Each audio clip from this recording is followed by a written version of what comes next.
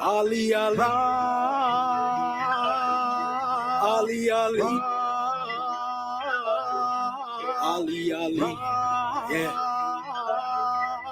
I praise the Lord for these lessons. I'm striving to be the message, and I thank the Lord for his blessings. Ali was the circle 7. I praise the Lord for these lessons. I'm striving to be the message, and I thank the Lord for his blessings. Ali was the circle 7. I praise the Lord for these lessons. I'm striving to be the message, and I thank the Lord for his blessings. Ali was the circle 7. I praise the Lord for these lessons. I'm striving to be the message, and I thank the Lord for his blessings. Ali was the circle 7. I praise the Lord for these lessons. I'm striving to be the message, and I thank the Lord for his blessings. Ali was the circle 7. I praise the Lord for these lessons. I'm striving to be the message, and I thank the Lord for his blessings. Ali was the circle 7.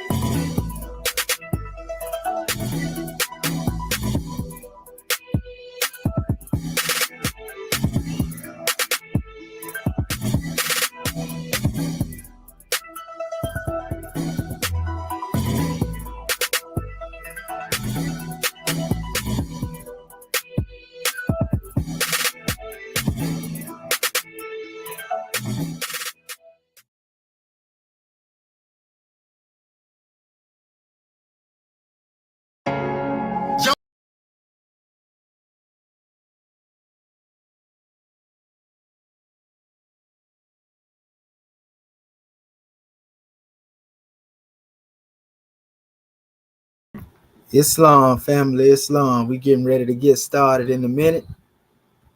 We giving honors to everybody that's checking in. Peace and love to your family. Make sure you share, like, and subscribe to this special demonstration, because we're going to have a powerful measure to bring to you tonight. This is a grand drawing. Get the likes up, family, and share this measure, make it go viral, because our people need to hear this information. Ain't nobody going to give them this. It's easy for us to go back and forth, but it's another measure coming. Islam, National Sister Grand Sheep. Okay. Can you hear me? Unmute your mic. Unmuted. Islam, can you hear me, Goddess and Queen? Pardon yourself. Islam, I can hear you now. Gratitude, Islam. All right, Islamism, Islam.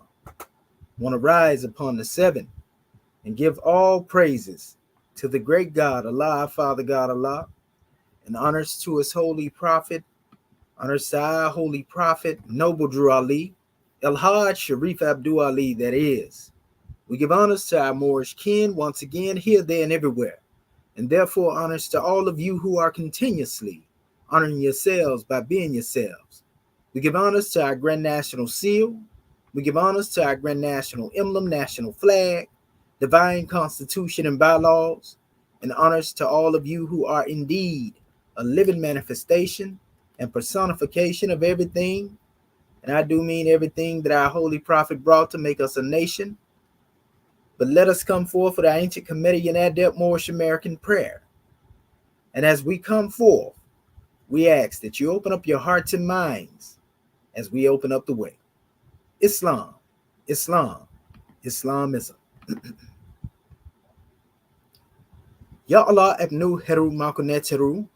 Ya Allah abhed heru. Ya Allah ma'at heru. Ya Allah hotep heru. Ya Allah heru. Ya Allah ma'at herakuti. Ya Allah ahwajeta duty. Ya Allah per im sutek per im heru. Ya Allah bamaduti. Al-Hajjat Shepis Rab to Ali. Amin.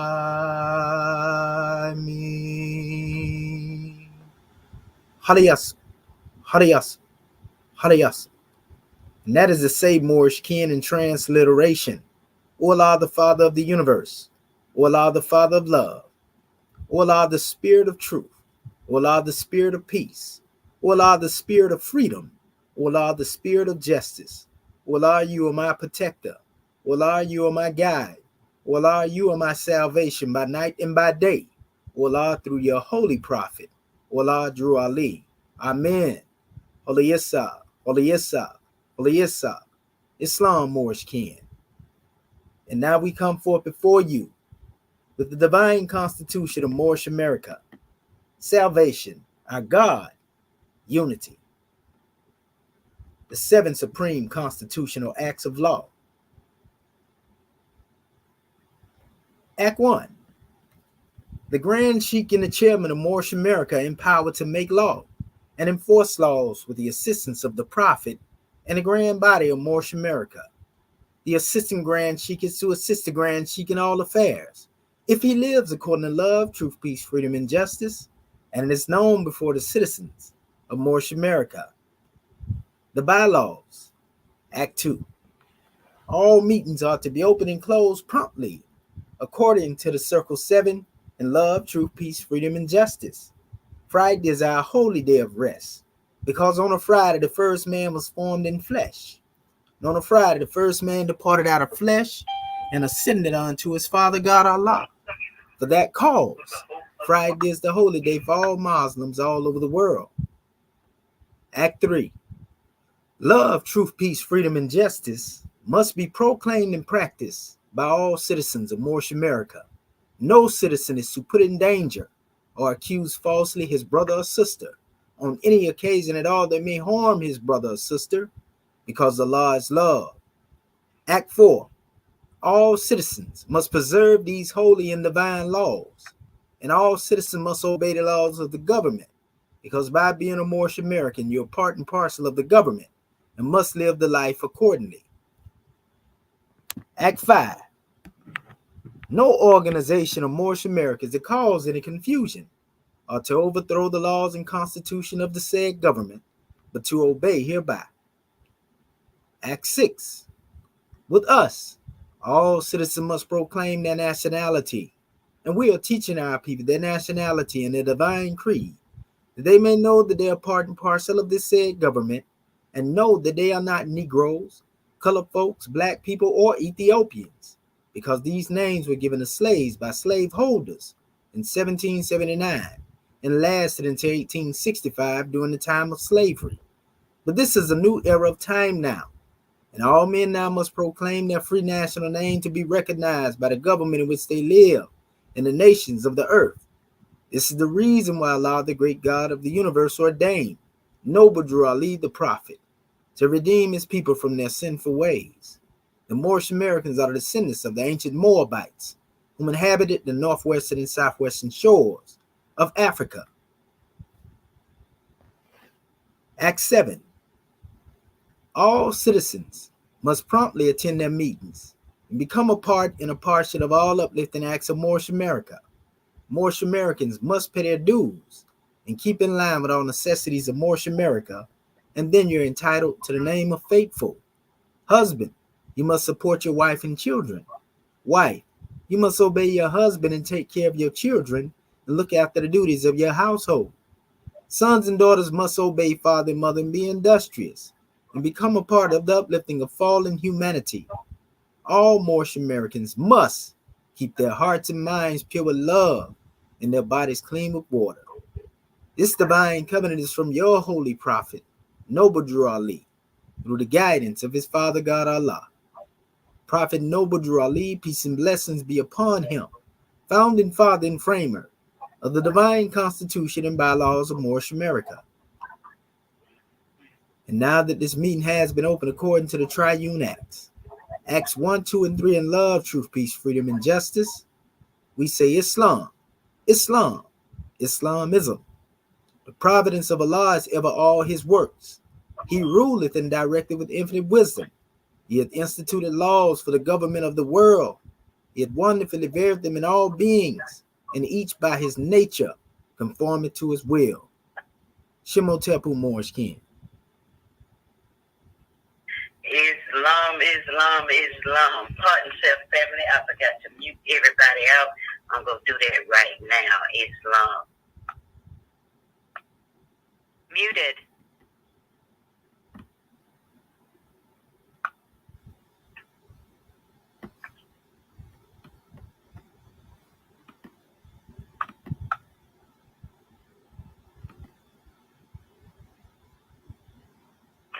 Islam, Islam, Islam.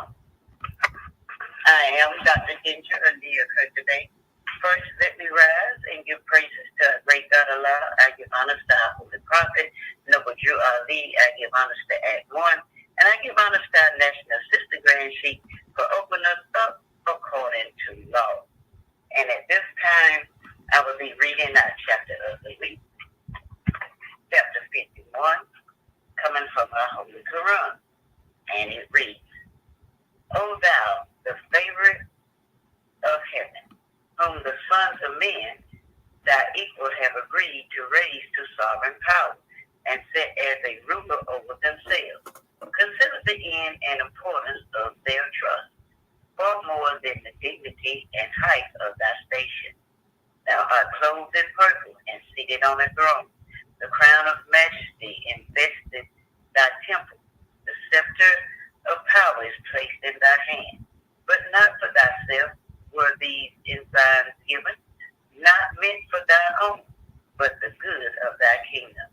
The glory of a king is the wealth of his people. His power and dominion rest on the hearts of his subjects. The mind of a great prince is exalted with the grandeur of his situation.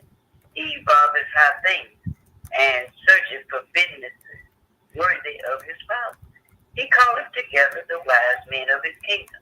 He consulteth among them with freedom and heareth the opinion of them all. He looketh among his people with discernment. He discovereth the abilities of men and employeth them according to their merit. His magistrates are just, his ministers are wise, and the favor of his bosom deceiveth him not. He smileth on the arts, and they flourish. The sciences improve beneath the culture of his hand. With the learned and ingenious he delighteth himself. He kindleth in their breasts emulation, and the glory of his kingdom is exalted by their labor. The spirit of the merchant who extendeth his commerce, the skill of the farmer who enriches his land, the ingenuity of the artist, the improvement of the scholar, all these he honored with his faith, are rewarded with his bounty. He planteth new colonies, he buildeth strong ships, he openeth rivers for convenience, he formed harbors for safety. His people abound in riches, and the strength of his kingdom increases. He frameth his statutes with equity, and wisdom. His subjects enjoy the fruits of their labor and security, and their happiness consists of the observance of the law. He foundeth his judgment on the principle of mercy, but in the punishment of offenders he is strict and impartial. His ears are open to the complaints of his subjects. He restraineth the hand of their oppressor, and he delivered them from their tyranny. His people therefore look up to him as the Father with reverence and love. They consider him as the guardian of all they enjoy. Their affection unto him begetteth in his breast a love of the public. The security of their happiness is the object of his care. No murmurs against him arise in their hearts. The machinations of his enemies endanger not the state. His subjects are faithful and firm in his cause. They stand in his defense as a wall of brass. The army of a tyrant flies before them as shafts before the wind. Security and peace bless the dwelling of his people, and glory and strength encircle his throne forever.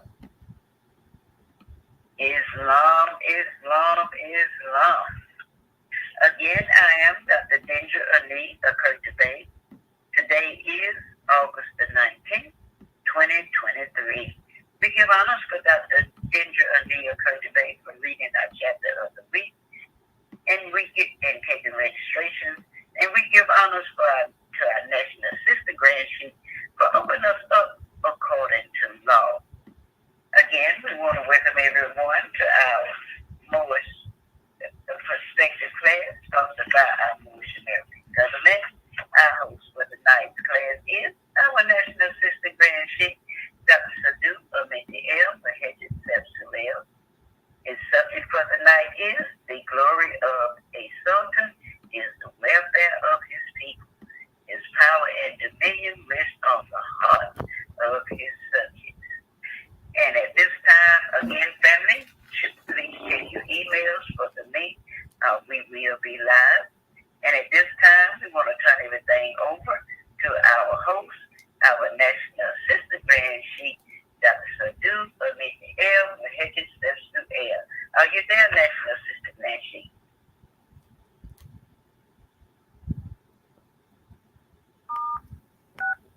Unmuted. Islam, can you hear me, goddess?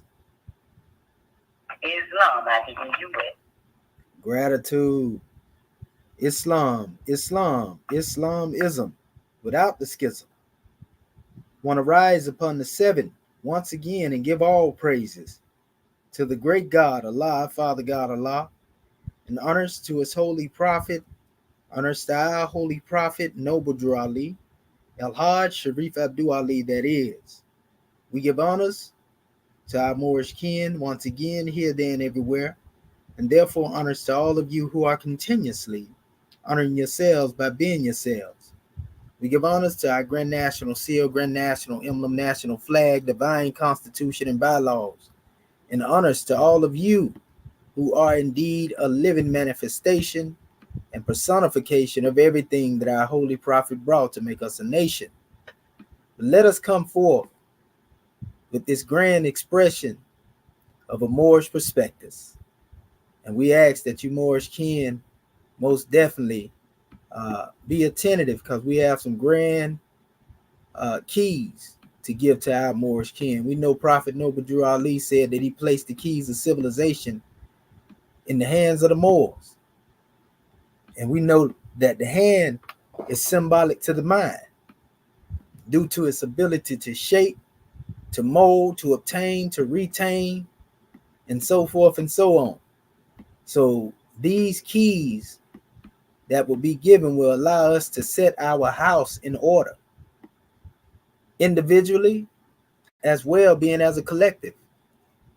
So that's what we're going to be drawing on, as we go into this grand subject matter today. We have a powerful measure to give to our family, and we just ask that you be attentive, and come forth when it's time to come forth and support your nation with your wisdom. This is a powerful drawing, family. I can promise you, that everybody gonna be able to get some learning off of this one here. And our special subject title, and this is gonna actually be part 2, of magistrate and subject. And we're gonna be talking about, a powerful subject matter that deals with the glory of a sultan. And you can see it going across the bottom of the screen. The glory of a sultan is the welfare of his people. His power and dominion rests on the hearts of his subjects. Now, this is very important because, we've heard many people try to lay claim to this special title in the past, you see, but there were self-appointed individuals that laid claim to this special title. You see, in fact, the individuals that took the title had no knowledge of the origin of the title or even the powers and the dominion of the title. And we utilize this term, to take us into the grand degree of what our people were called prior to dealing with, getting into the English expression of the title, so to speak. Because a sultan is to the Muslim empire or the Moorish empire what the king often is, to the average Eurocentric empire, so to speak, even though there are those who have begun to call themselves the kings, of Africa, the kings of this particular place. And, we even call ourselves, brothers and sisters. The brothers call the brothers, peace king, and the sisters may say peace king, and then the brothers say peace queen, and sisters will call each other queen. It go into many different areas. We can go into the definition of the words and say, well, this word mean this and that word mean that, but we taking it back to the source, because this word sultan goes even further back than we may think. It also has a Kemetic root, unbeknownst to our people, and we're gonna get into that in a minute. We're gonna go into the essence of it. In fact, the word that is used in the Kemetic language is actually sultan. So sultan actually basically was there before we heard the word sultan, but it was the Moors who made the seat of the sultan honorable. You see, a lot of people don't know they give credits to the Arabs. They give credit to the Arabs as being the so-called spreaders of Islam, but nothing can be further from the truth, because if you go into the works of our brother Dr. John Henry Clark, he talked about how the Islamic teachings coming into Africa was a purely African transition, and it didn't have anything to do with force. In fact, this was the earliest transition of the knowledge of Islam, under some of the first converts of Islam, under the teachings of Prophet Muhammad ibn Abdullah, who was accompanied, so to speak, his companions that he had with him, being Bilal and Zaid, both of these, being of the homeland, so to speak. And that's why the first pilgrimage of the Arabs, so to speak, or Prophet Muhammad, or the Muslims, was into Africa, and what they call the area of Abyssinia, Al-Habasha. You see, what some people like to call the region of, Ethiopia, a portion of the Sudan, the Nubian Empire, the Kushite Empire, whatever name you want to use. The capital empire and dominion most definitely, was in that particular place, in Africa, and extended. This was the capital empire, of Egypt, capital empire of Africa in and of itself, when we go into the essence of it. And we use those terms so that our people in this new era and time know exactly what we're speaking of. We know Prophet Noble Drew Ali referred to the place as a Mexam. You see? So that's what we are here to do, demonstrate in this new era and time, and a special rulership. And it can only be a rulership that is brought forth under those who are fit to be executive rulers. See, a lot of our people don't know, when you go into the questionnaire, our holy prophet said, what is the name of our ruler in the East? And the answer was Sultan. And when he made that special declaration or statement, he wasn't talking about no Arabs. He wasn't talking about an Arab ruler. He wasn't even talking about, a Moroccan ruler per se, but what is the name of our ruler, meaning the Moorish ruler. And now it's one thing to deal with the East on the plane of things made manifest, but there's another thing to come into the true comprehension of what the East really represents. When we talk about this special place where there was actually a vacant seat at one time. That seat is no longer vacant in this new era in time. We talked about this and touched on this recently. So true east is within. If you look, this up from a metaphysical standpoint or esoteric standpoint or a spiritual standpoint, all you got to do is look up, where's the east? And it would tell you that the east is within. So if our sultan is a ruler that is in the east, then that means we must look within for our leadership. We must look to the God within, not only within ourselves, but we must look to the God within each other.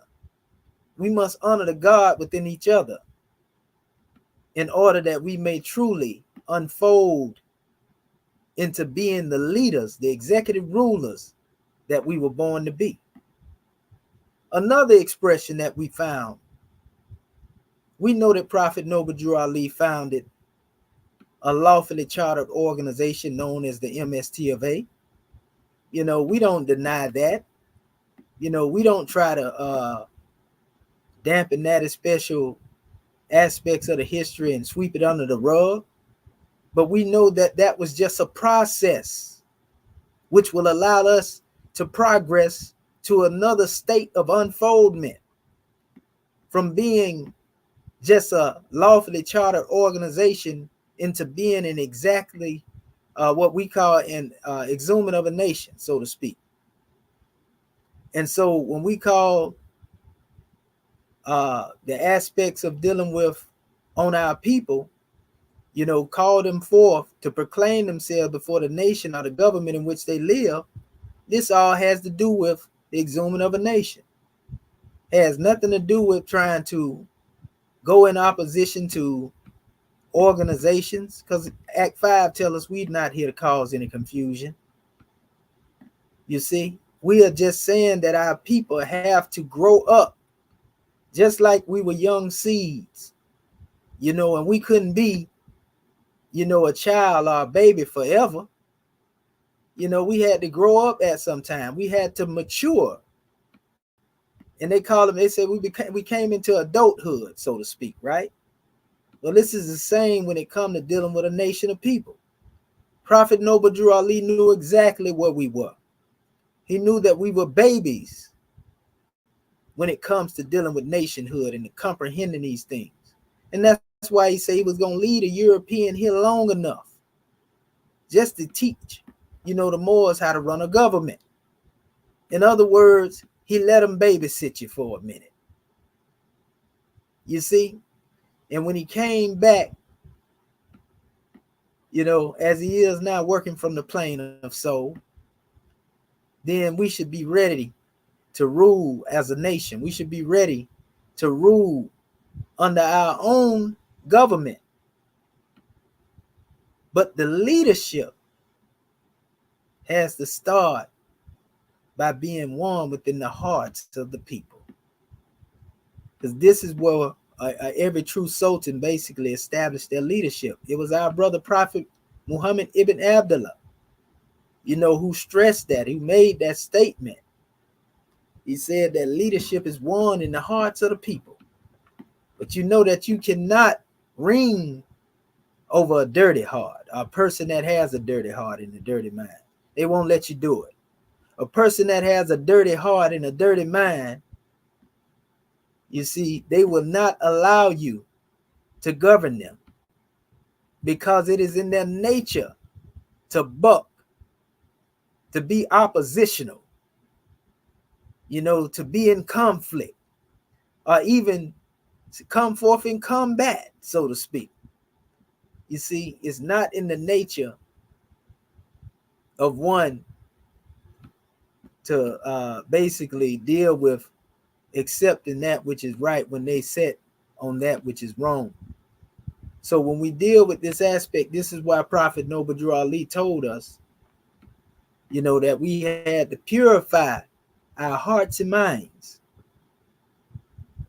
This is the nearest place you can meet the great God Allah. And you always hear me talking about Heru Ami Abu, You know, this is actually one of the names, of the master builder, the Temple of Perfected Man, which was actually remixed to become a code name called Hiram Abiff, in Western Freemasonry.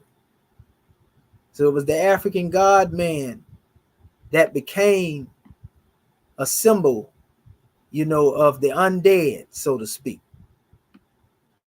And it was only one that had the special grip of power to raise that special one up whole and intact. And that had to do with one that had to have a knowledge that was greater than the condition that he had found the African God man in. And the African God man is speaking of no other than yourself, Moorish American national, master of Allah's nature, MAN. You see? So we got a grand draw at Moorish kin that we gonna bring on the manifest tonight. And we just encourage our Moorish kin to really tune in to this special draw, because we got a couple of keys to bring to our family, in hopes that we can elevate our family in consciousness so that they may have a true insight, into the work they have been called to do, the mission statement that they have been given, because we have a mission statement that has been given to us. That's what we here to execute upon. We have had an authority that has been delegated to us, and we move out upon that special authority, and with that authority, and this is where our power and our dominion lies. Outside of us demonstrating self-determination as one nation, we have no power, family. We have no power until we are able to govern our own nation. And this power exerts itself for the individual at the will of their use. When they would choose to tap into the power of their own divinity. And this is what we are getting at tonight when we come into this special subject matter. This is a grand drawing, family. Trust me. So as we go into this, I also would like to reflect on something. I say it all the time as I'm opening up, at the end of dealing with the law, where we speak of the province of Allah as ever all his works. And he ruleth and direct with infinite wisdom. And he instituted laws for the government of the world. See, that's that capital empire and dominion, right? And he had wonderfully varied them in all beings, and each by his nature conforming to his will. So it's in your nature to conform to the will. So you no longer have to submit to a will. See, in the past, many people had, the thought that a sultan was somebody that was enforcing his will by making somebody submit. But we find that no, the great God Allah wonderfully varied his laws in all beings in nature. Laws govern all events. His universal laws, and all of these laws, everything in creation that's vibrating in the ethers of its native plane by its nature will conform to his will. In the Grand Quran, it said when he turned toward the heavens, when they was at smoke and he called them together, he said, come together willingly or unwillingly. You see, he said, kun fayakun, be and it is. You see, so it is our nature. It is our divine inclination, so to speak, to move according to the will. Conform means, for those who don't like to hear the term submission, and submission to the will of the great God, conform means to basically take on the characteristics and the attributes of the great God Allah. In the Arabic language, they call this sebagatullah. And sebagatullah was actually the practice of the Sabi'un Hunafa, those whom were guiding our beloved brother, Prophet Muhammad ibn Abdullah, before he was even in the presence of receiving his revelation from the angel Jibril. So this term Sabiq, or the Sabi'un Hunafa, so to speak, what they taught about the Sabiq or the Sibgatala. In the Grand Quran, this is the portion where it said, we take, upon, the color of Allah. They're translated sometime that way. But then in certain translation, it will say, we take upon the baptism of Allah. And we know that this is all not talking about, your typical getting slam dunked behind somebody altar fires in some water. It ain't got nothing to do with that. This has everything to do with conforming to the moral code of the laws of the Creator. You see? So when we look into the face of man and we see Allah, when you look into the face of your brother and your sister and you see Allah, or they see you and vice versa, this is conformity to that will. But a Negro, a so-called black man, a so-called colored man, somebody with what we call an Ethiopian thought pattern or a demarcated thought pattern, divided in their mind, they can't see, this is special station or this is special seat.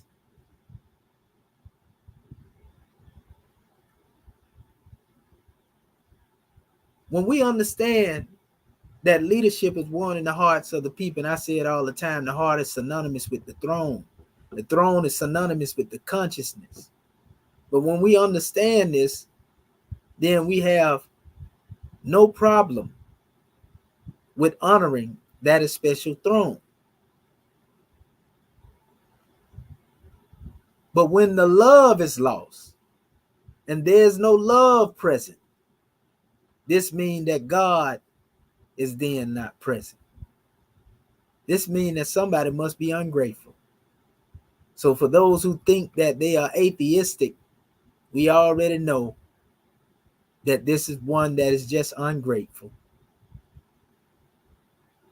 Because when you say you don't believe in God, you say you don't believe in yourself. Because God is within you. You see? And the only way that you can have sovereign power, you can rise in sovereign power. We give honors to our Grand National Secretary of the State, Sister Shepsut Rakat Ma'at and Putu to come in Bay for that lesson she demonstrated. The only way that you can rise in sovereign power is that you do it in love. Love is the savior of the world.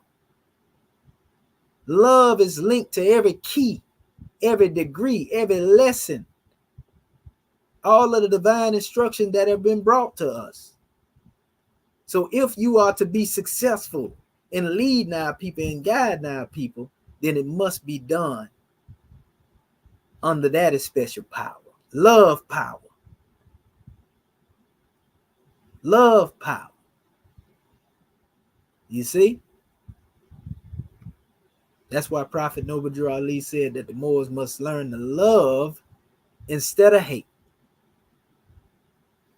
So let us go, into this a little deeper. Now, notice it says the providence of Allah is ever always works, right? And he ruled and directed with infinite wisdom. So we find that the providence of Allah is then found within the heart of the Muslim. This is the true providence of Allah.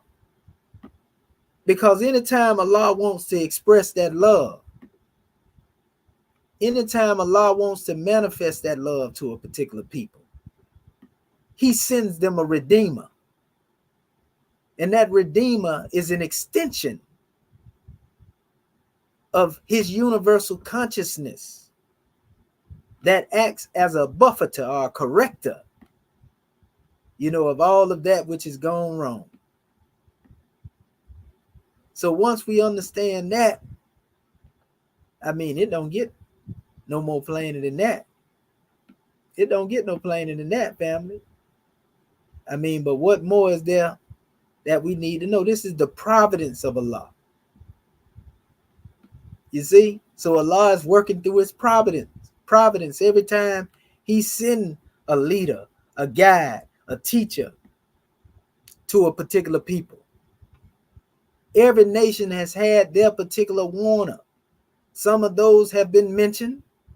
Some of those have not been mentioned, so to speak, in the revelation. But it doesn't make, either of the one being mentioned or unmentioned greater or lesser than the other, because they all have the same delegation of authority. They all have the same mission statement.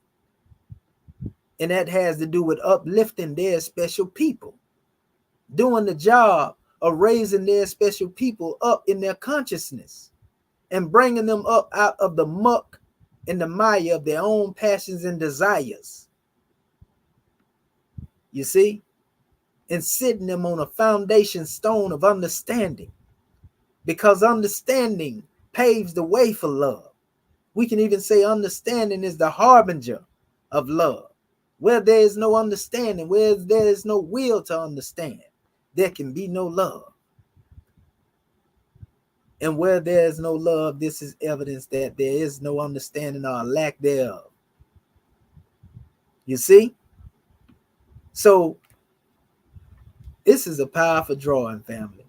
Like I said, that is special word that we refer to as sultan is a very powerful measure. There are certain words that many of our people think are Arabized, and they think that these words, are dealing with something that was made up in the modern time. But contrary to popular belief, upon investigation, we find that, when you look up certain words and definition, you find that these words were used by the great God Allah before man began to use the words later on. For example, when you look at the title, that has been given in the MST of A, when the Prophet brought the title of Sheikh back to the manifest, a lot of people don't know that this term Sheikh, in all actuality, existed, way before people started using the titles later. And this term Sheikh has a deeper root than many may know. In fact, that word Sheikh, I got the drawing right here. I'm going to share this real quick. Give our family some insight. We've been putting this information out here so long. Here we go, right here. Just dealing with the word sheikh alone. It comes from the word sheikha, which means to be old. Old man, old Moorish American national. One advanced in years, right? Sheikhun, Shiakun, right? One advanced in years. Shoyukhun, right? Then we have, and this is Arabic, then we have in the Hebrew, Proto-Sinaitic, Proto-Canaanite, whichever one you prefer, Shekinah. You see the root sheik at the root here. And it has to do with dwelling glory, indwelling glory, the presence of God in a place. Where's the nearest place we can meet him most? In the heart. So when we understand about this indwelling glory, we was talking about, Heri Ami Abu, the dweller of hearts. Now we getting somewhere. So our people that think that being a sheik has to do with trying to rule over somebody, rule over another individual, it actually has to do with becoming an executive ruler of the self first and foremost. Even in the transliterations they have of the Kemetic teaching, we see the word Matheno, which means roadman, guide, chief of a tribe, sheik, a Matheno, bodyguards of Ra, one of the bodyguards of Ra. Then we have Meruat, heads of families and sheiks of tribes. So these are different words that are used. And we see the word Matheno, actually, there's a connection to the word Matheno,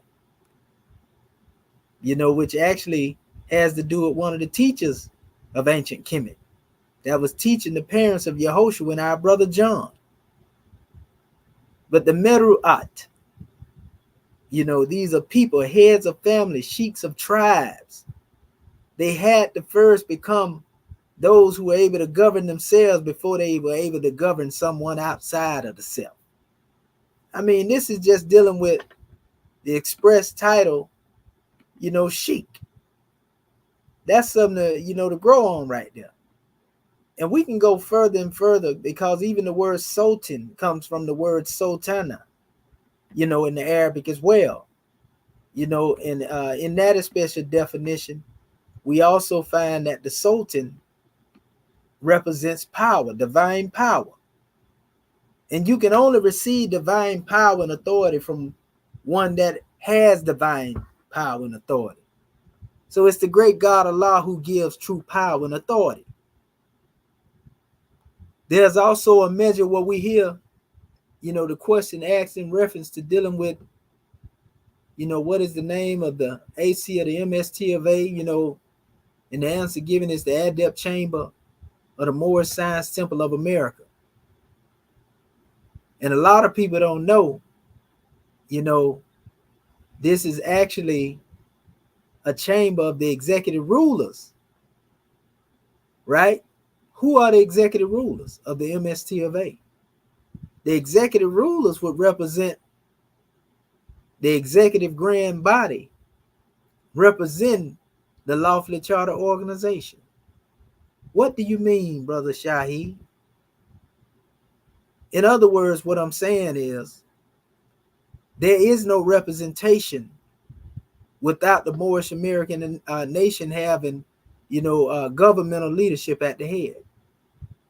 So now when we talk about unfolding into the supreme laws of the prophet, everything had to unfold. The constitution, the teaching, the lesson, and all the blessings that the prophet brought. So we are the executive rulers of the MST of A. The Moorish American government is who I'm talking about.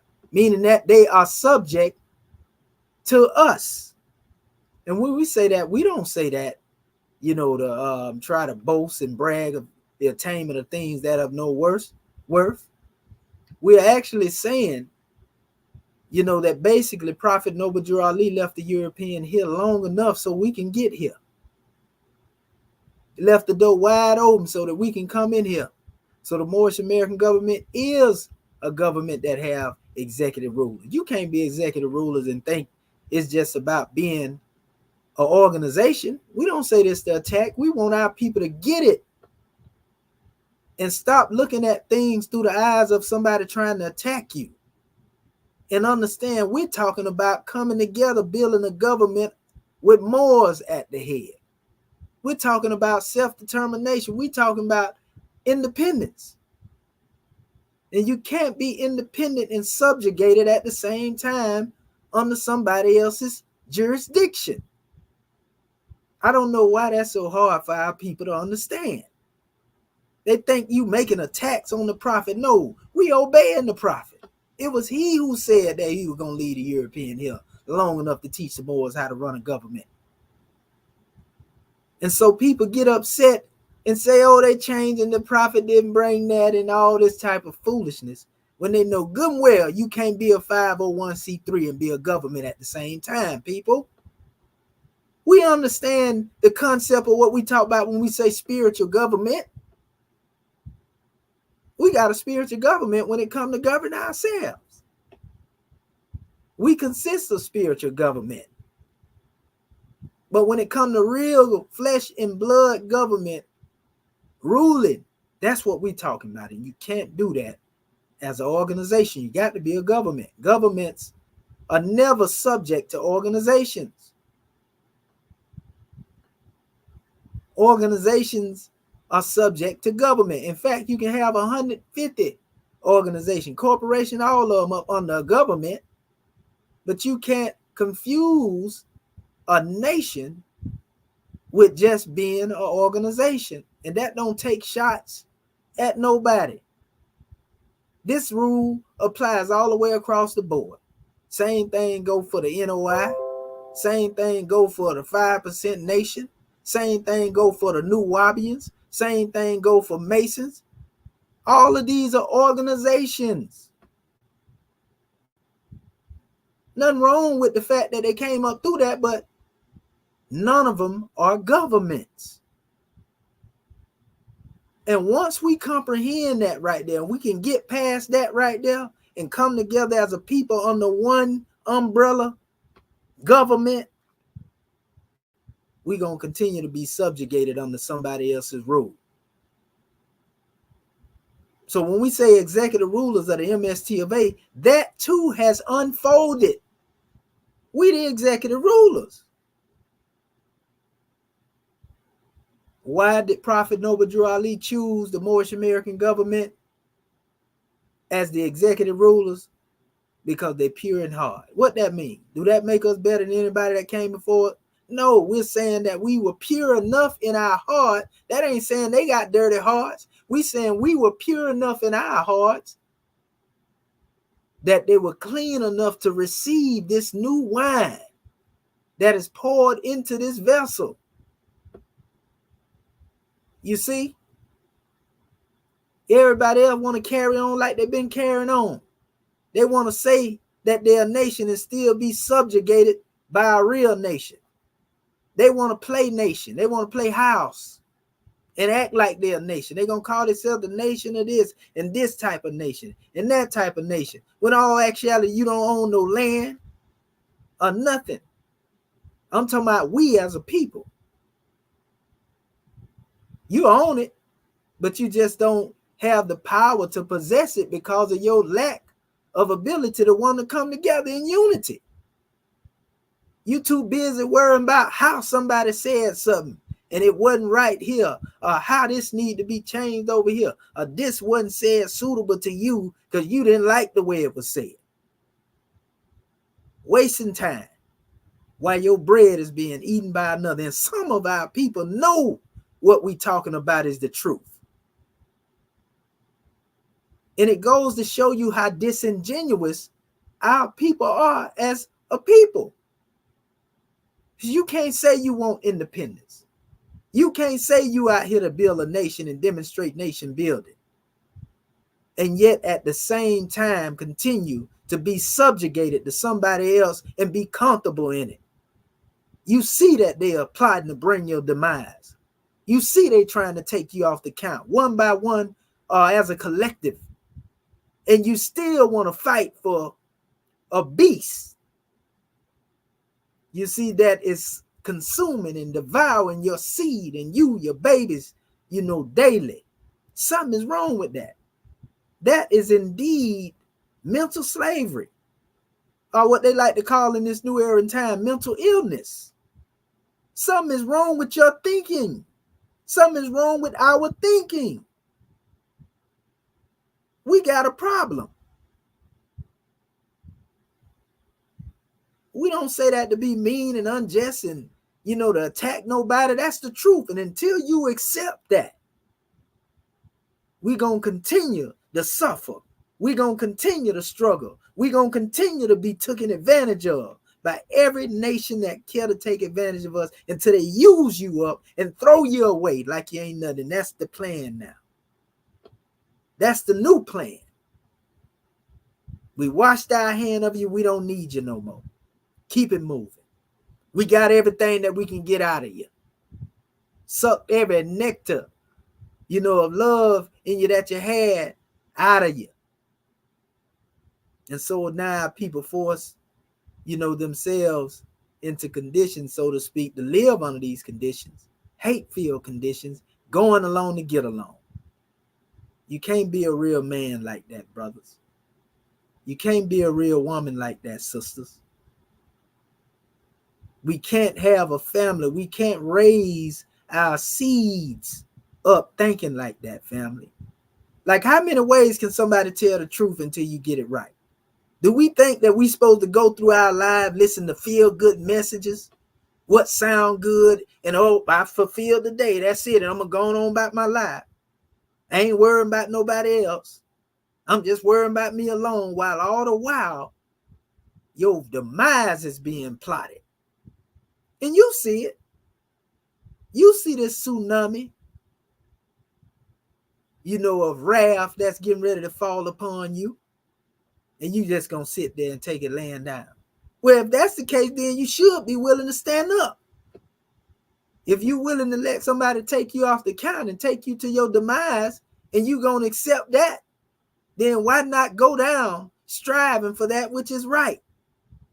If you know you're going anyway, what you scared of? It don't make no difference how passive or how submissive, or how radical, whatever you do. Them people don't care nothing about that.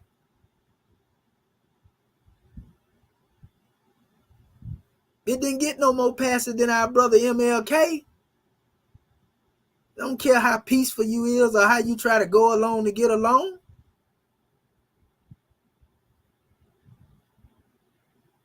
So what you scared of? You scared of yourself? You scared of being yourself, huh?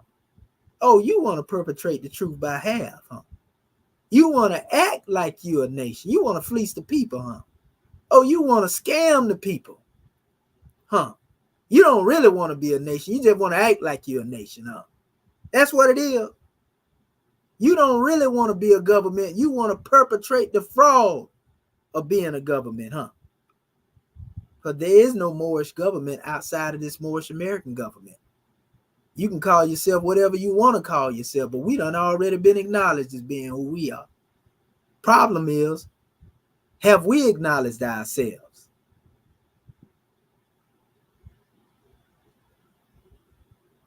When a people has a unanimous will to be free, then they are a free people. But some of our people, I like to say all the time, are afraid to think free thoughts. So we know where that end up, huh?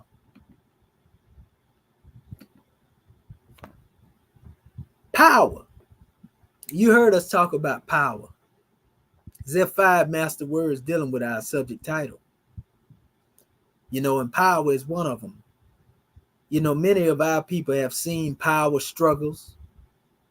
They fought for power. They died for power. Some of them was even hollering black power. Some of them were hollering all power to the people. And still we are powerless people right now. And that ain't got nothing to do with going against them brothers and sisters, because they didn't have the job to do in which we are doing right now. It's our job to do what we're doing. So real empowerment comes from a collective thought and a collective effort in order to bring about a collective result. If there is no collective thought pattern, then you will never be able to enforce your will. Someone else will be enforcing their will upon you, making you submit to them. And don't we call that slavery?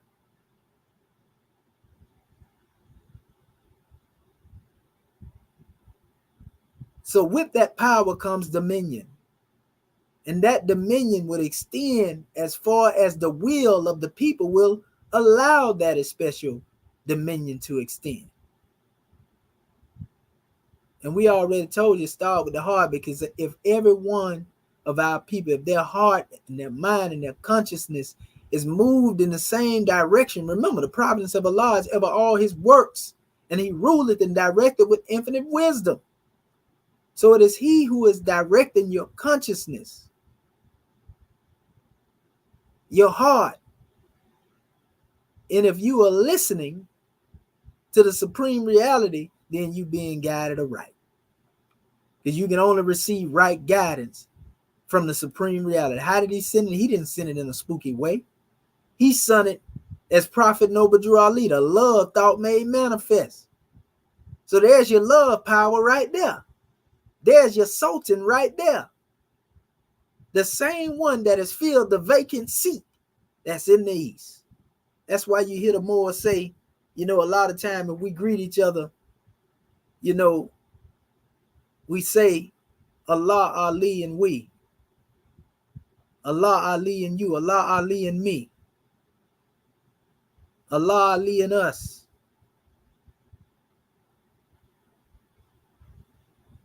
Because these teachings are the laws that have been brought to us should be impressed in our hearts. You think I'm playing?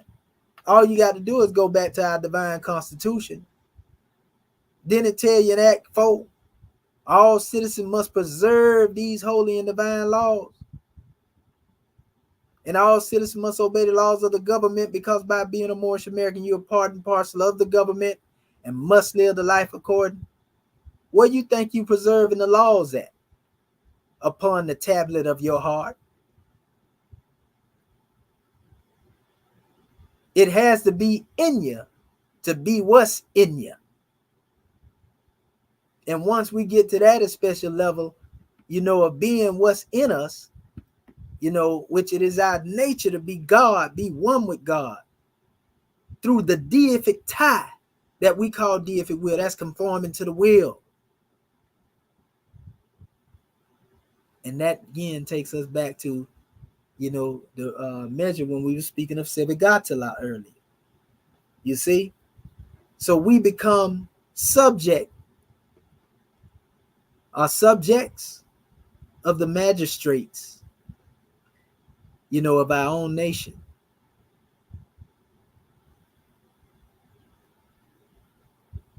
We become, the Muslim magistrates and Moorish subjects. That Muslim is the most ancient part of you, whether we know it or not. Because that Muslim, in essence, represent the spirit that is already moving or conformity with the deific will through deific tie. It is the deific tie. So that's the difference between a Muslim and a Muslim, because a Muslim is one who merely submits to the will, and a Muslim is one who is the will of the great God Allah. And this is the glory of a sultan. Now it makes sense, huh?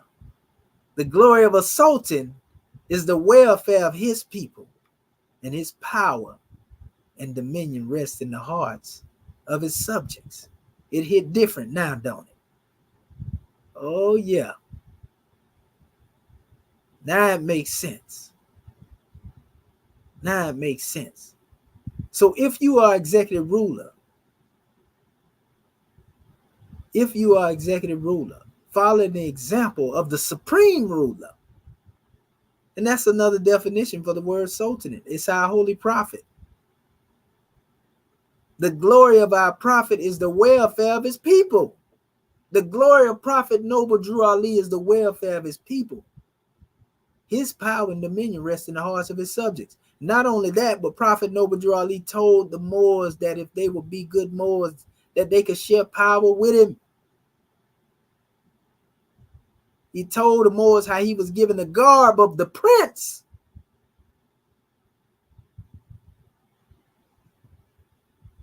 You see? And it represented power. That's a powerful demonstration, Moors can. I mean, it don't get no plainer than that right there. So who is your ruler? What's the name of your ruler that's sitting in the east? What is the name of the ruler that has been enthroned within your consciousness? Did I say your spiritual heart? Because if we honor the same supreme ruler, then we are under the direction as executive rulers to extend that love to the people that we have to govern. Executive rulers.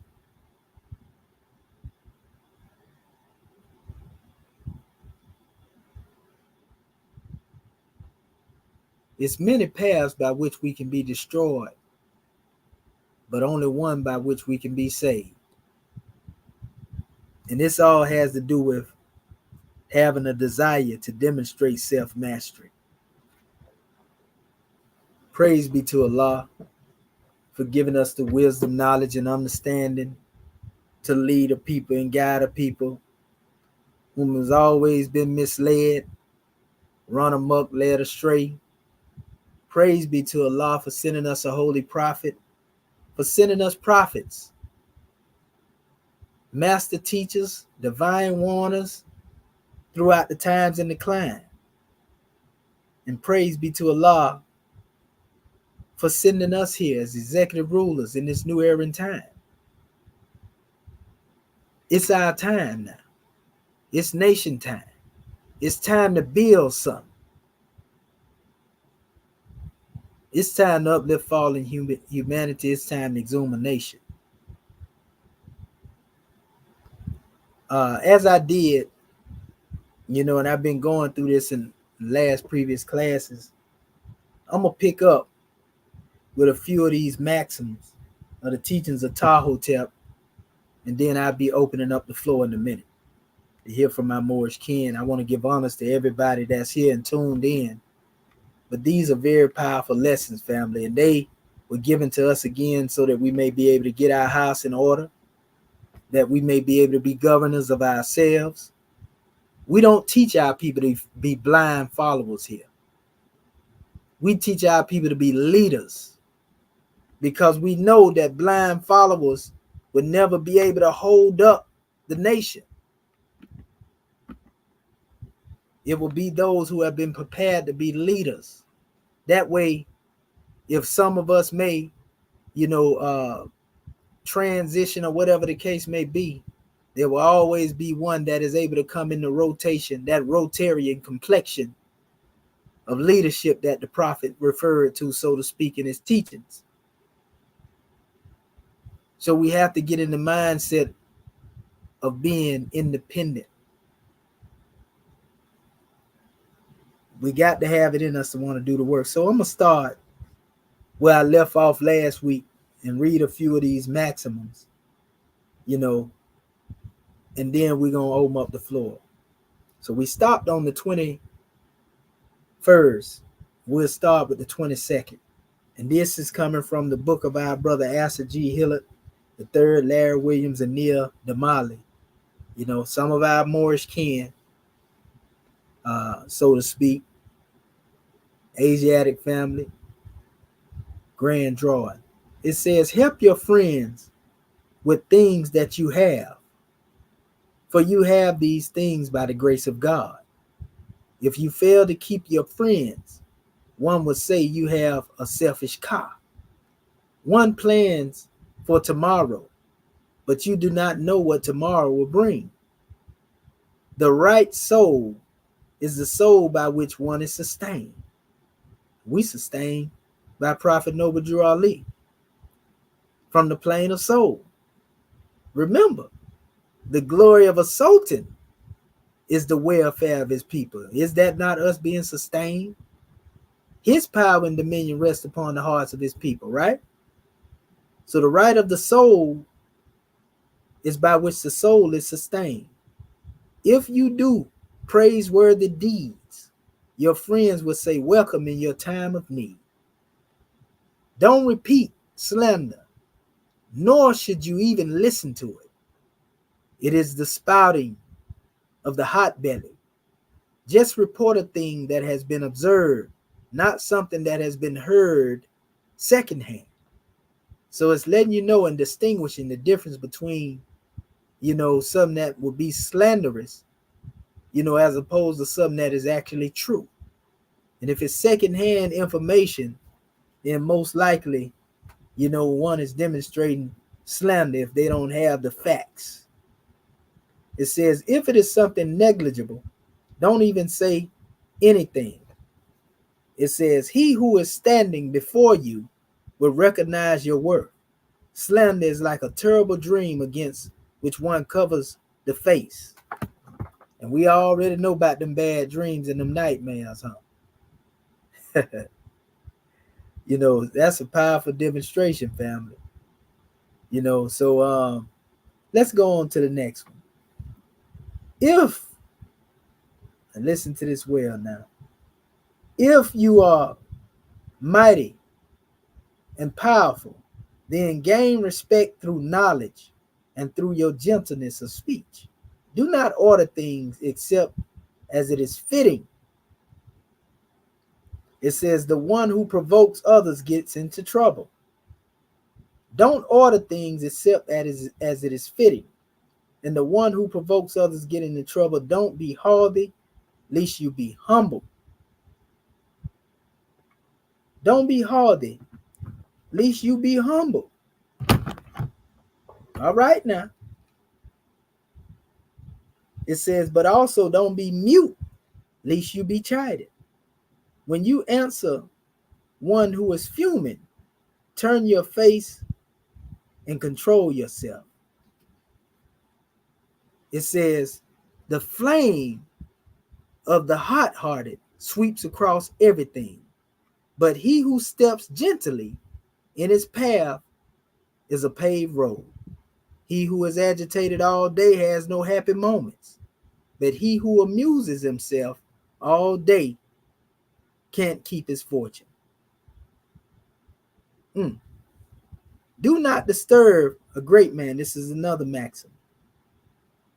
It says, or distract his attention when he is occupied, trying to understand his task.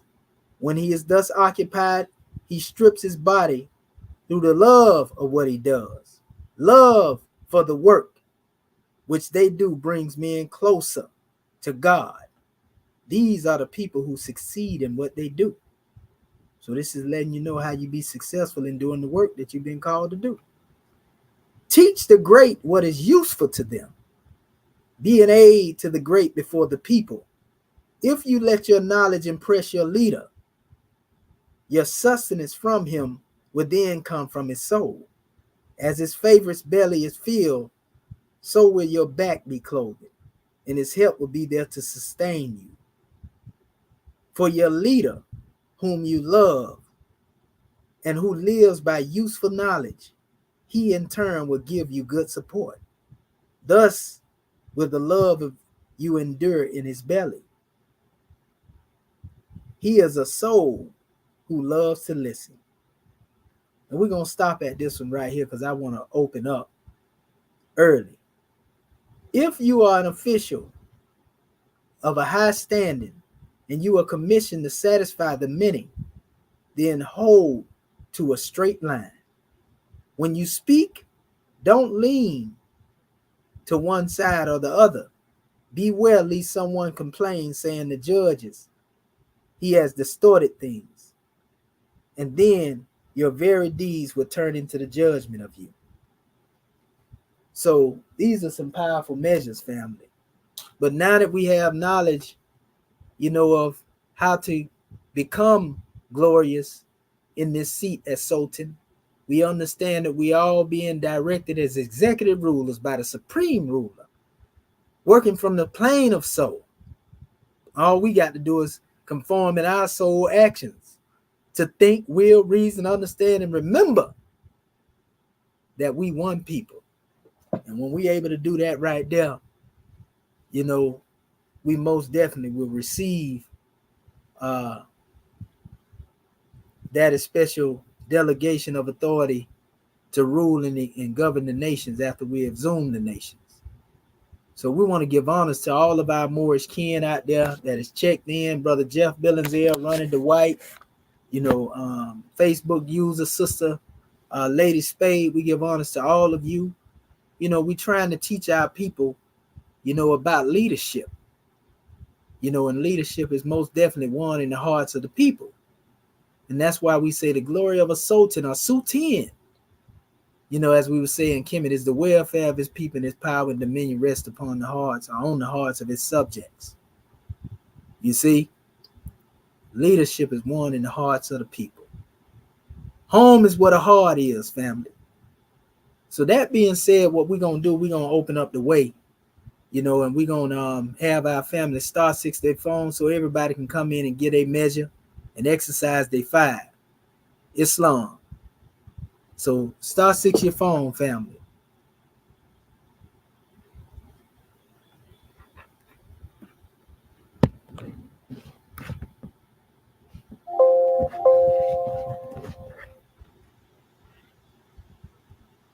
Is there anyone amongst our Moorish kin that would like to bring forth their measures?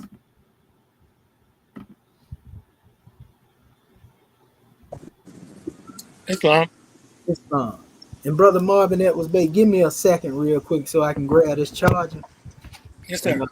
Hold it down. I'm gonna grab it. I got it. Grab it out of my vehicle. Yes, sir. Yes, sir. 1 second. Islam. So,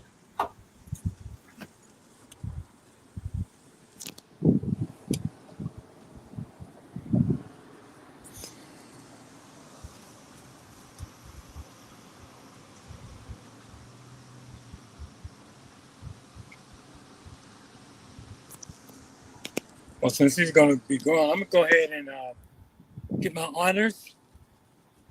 Yes, I'm Dr. Marvin Edwards Bay, Consul General of the Texas Consulate. Rising, giving all praise to the great God Allah, giving highest honors to his prophet, our prophet, Prophet Noble Drew Ali, Al-Haj Sharif Abdul Ali. Give high honors to our theocratic government, our Morris American government.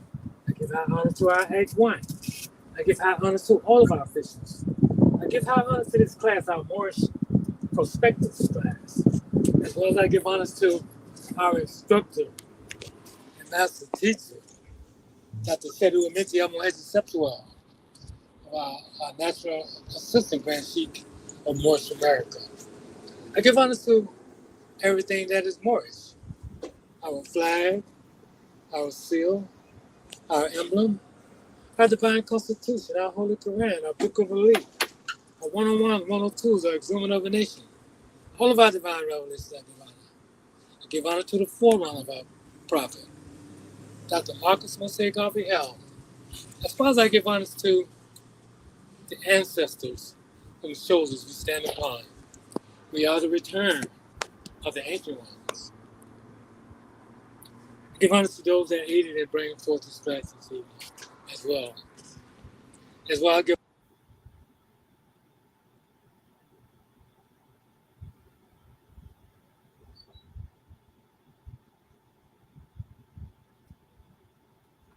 Islam. Can you hear me, brother?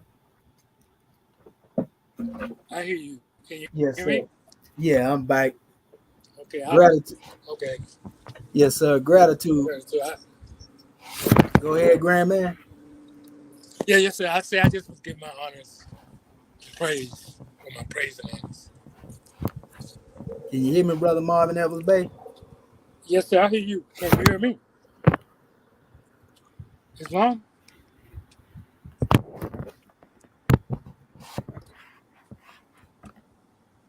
Okay, I think I messed. Sorry about that right there. I done messed around and knocked the volume down on this demonstration. Pardon the body, brother. Not a problem. Okay, Islam. Yes, sir. We just had to put that in there so this apparatus wouldn't die on us. So Right. Gratitude, Grand Man, and thank you. Yes, sir. Islam. Honor. Islam. Yes, sir. Islam. Well, I can bring forth the measure. Yeah, go ahead, Grand Man. Well, yeah, like I said, I gave my honors, gave my praise and honors to the Moors. And lastly, I was saying honor to those in the audience that's here seeking that knowledge, wisdom, and understanding, starting out with the truth. And this is a very powerful class, and I'm so honored to be here, to be a part of this. Looking at the title, The Glory of a Sultan is the welfare of his people.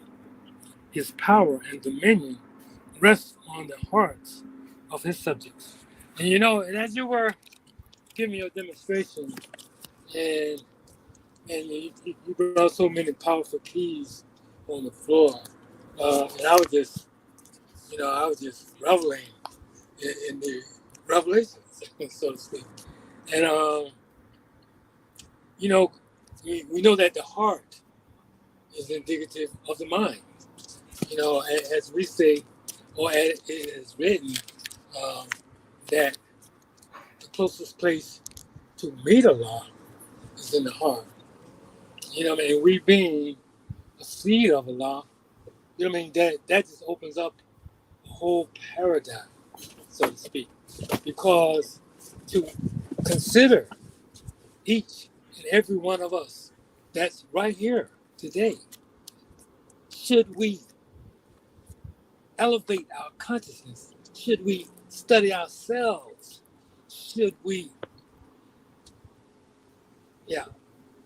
purify our hearts and minds and elevate to the level of being the ruler of ourselves, the master of our own minds? Then we know, being a seed of the great God Allah, He is with us, and He is with each and every one of us consciously. You know, that's the difference. Because you know that great God is in all of us and everything. But when we are conscious of that, that's where the power comes in. This is where we can access that power. And I say, praise Allah for sending us a prophet to bring us these lessons so that we can free our minds. Because before the prophet came, yes, I was in mental slavery. I mean, that's worse than physical slavery. Because then they don't have to worry about, holding you in one place. They let you roam around. Do all kind of things. You know what I mean? You could be more effectively used, I'd say. You know what I mean? But all the time being subjugated to those that have brought us to this level of existence. And I'm just so grateful for being a part of this divine and national movement. Um, yeah, and as you were speaking about the collective thought, that collective will, more than if we could just for one moment, ponder the effect of that. That's all we have to do. That will start the wheels to turning, because we have a direct connection with the great God. You know what I mean? But we haven't been tuned into the great God. We have been misdirected. You know what I mean? Aside from being lied to, you know what I mean? But that misdirection points us to look outside of ourselves instead of within ourselves. And this is what these lessons is come bringing about today. To look within and know. I mean, like you hear a lot of people say, "Oh, my belief, you got a belief in this and a belief in that." No, we talking about knowing. That's that faith. When you know that you are one with the great God. You know what I mean? So everything that you do, everything that you say, you know what I mean? Wherever you are, is a reflection on that knowledge. So we want to make sure that we get this knowledge down pat. And I'm just so grateful for being here. God, man, you cover so much ground, and I can't even consider trying to go behind you and give a demonstration to even think about completing, because we don't do that anyway. But I just want to just give you honors and support for all that you do, because you work tirelessly, God, man. Oh yeah, and one thing I was thinking about, and I know you're a young man, especially considering I'm young at heart. But as I considered that, I also looked at the fact that you are an handsome man. Mac, God, man, I don't know whether you know it or not, but your mic is like open and you be moving around, but it's all good. But yeah, and you are an ancient man. I mean, this is why you can bring these lessons to us in such a profound manner. And I say gratitude for that. And gratitude for everything that is Morris. And I'm going to say gratitude for allowing me to speak. Islam and peace. Gratitude for the measure, brother. Yeah, I pardon me, that phone fell down. I had to prop it up for y'all to be able to speak and hear it. And so it messed around and fell off of there. Islam. But we give honors to you, grand man, for that drawing, and honors to you for everything it is that you do. and all that you demonstrate. Most powerful measure indeed brought forth from our Father's treasures.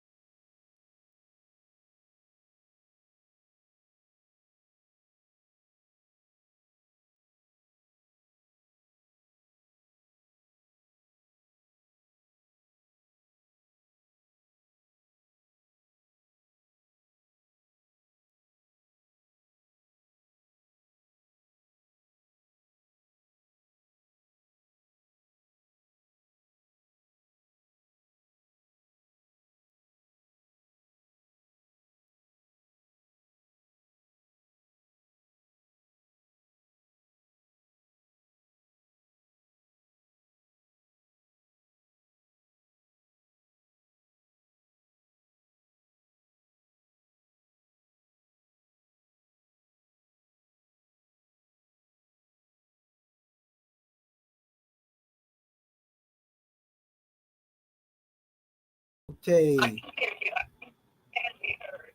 Okay, I just had a network interruption online, so I guess that's why I couldn't hear my family a few minutes ago.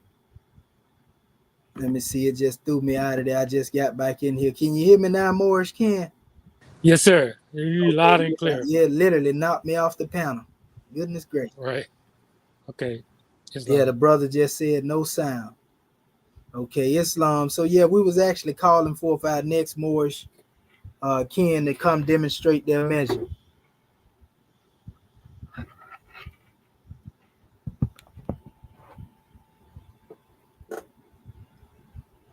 Is there anyone amongst our Moorish kin that would like to come forth and exercise their fire?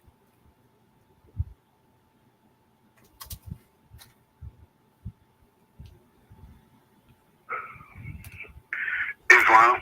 Islam, brother Jehudi Bey. Islam, Sheikh, System Grand Sheikh. Islam, this is Dr. Akula Jehudi Bey. First, let me rise, give all praise to mighty God, Allah. Let me give honors to our Holy Prophet, Noble Jew Ali.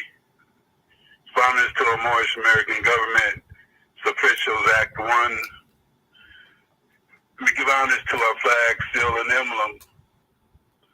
Let me give honors to all Moorish Americans here, there, and everywhere. And let me give honors to all those that are listening on the YouTube channel. Honors to all Moorish Americans. Islam, Islam Sheikh, the glory of a sultan is the welfare of his people. His power and dominion rests on the hearts of his subjects. Islam. And pardon for the delay, Sister Grand Sheikh, we're moving and grooving over here in North Carolina territory. But it's a grand measure that you put forth this evening. And from my understanding, and honest to you for this class, my understanding, when I think about the welfare of our people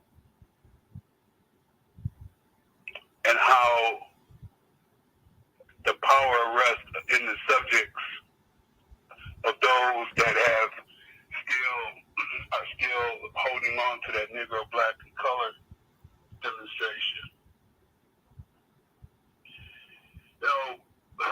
We here in these classes, we get, the Prophet brought all the lessons that we needed to heal our people, to heal ourselves. We took it, we studied it, we applied it, and now time for us to make sure that our people get that what we have, and that's the understanding who we are, Moorish Americans. There's too much going on in our families now. For all of us to be debating and arguing over things that matter not. Should I put the dot on the I, or should I cross my T, or am I pronouncing my words correctly, or am I using the correct phrase? Am I wearing the proper garb? Am I flying the correct flag? These things are not going to give our people, our subjects, our family any type of healing and freedom if we continue to allude to all these things that continue to keep us in bondage and keep us in slavery. The welfare of our people depends on our understanding of who made us. Depends on our understanding of who we are, gods and goddesses. And teachers such as yourself are here to guide us along the way. The prophet laid everything out for us. Our great God, Allah, gave everything that we need. The path has already been set for us. The chairman did his part, continues to do his part, regardless of all the naysayers that want to put or throw mud on that demonstration. No one else has done what the chairman in Act 1 and the Tribe of Endurance have done, continues to do.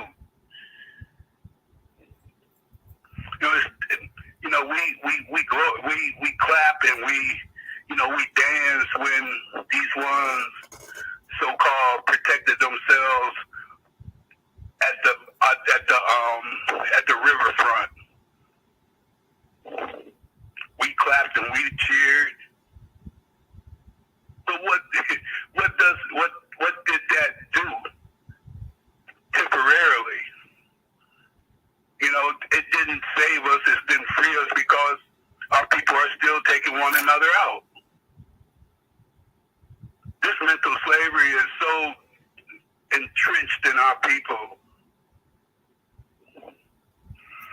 that it's going to take someone powerful. It's going to take some sultans that are willing to go the extra mile to give our people their freedom. It's going to take us. It's going to take the Moorish American government. I've spoken to ones recently who have that, they are in that temple demonstration. They're looking to, these ones are looking to come together, so to speak. And we're not going to give up what we have. They can speak all they want about, that temple demonstration, but we have a free and national movement. We have our own government. We don't speak radical of anyone, but we're not going to fly anyone else's flag. Anyone can come and join the Moorish American government, bring all what you have to the government, still continue to call yourselves whatever you want to call yourselves. We're Moorish Americans and we're gods and goddesses. Once you get these laws and lessons that the prophet has bestowed upon us, sooner or later you will get this understanding. We're not slaves no more. We're not slaves to that understanding that, we're going to continue to fight one another over things that matter not. This is the Moorish American government, and we'll continue to free our people. We will continue to have these lessons,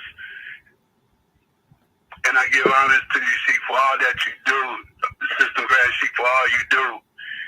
You, the chairman, and the Grand Sheikh, and I tell you, I have never in my life been around leaders and teachers such as yourselves. And if someone else doesn't get this, we're going to continue to pound it and continue to move forward, because that's what the great God Allah has destined us to do. I give honors to you for this class, National Grand Sheik, Sister Grand Sheik. I give honors to you, because I know it's not easy at all. You know, it never was meant to be easy. So we're going to keep pounding. We're going to keep moving forward. The path has already been set for us. We just got to continue to keep moving. Islam family. Peace and love. In Islam, peace and love, grand man. We give honors to you for that drawing. Praise be to Allah. Islamism without the schism. Islam. They don't know. Moorish America gonna make them know. Islam, Sister Curtis Bay. Islam. Dr. Dendra Curtis Bay, honors has already been given. Gratitude for this wonderful class, National Sister Grand Sheik. And I concur with my Moorish kin who has spoken before me.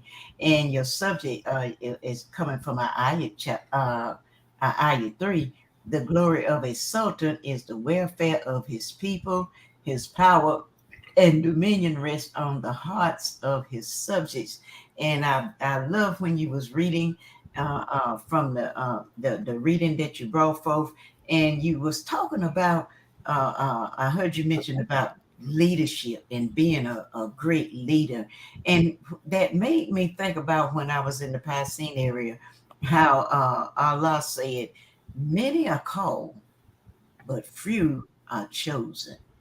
And when I think about that, I think about how our prophets say we need good, strong Moors.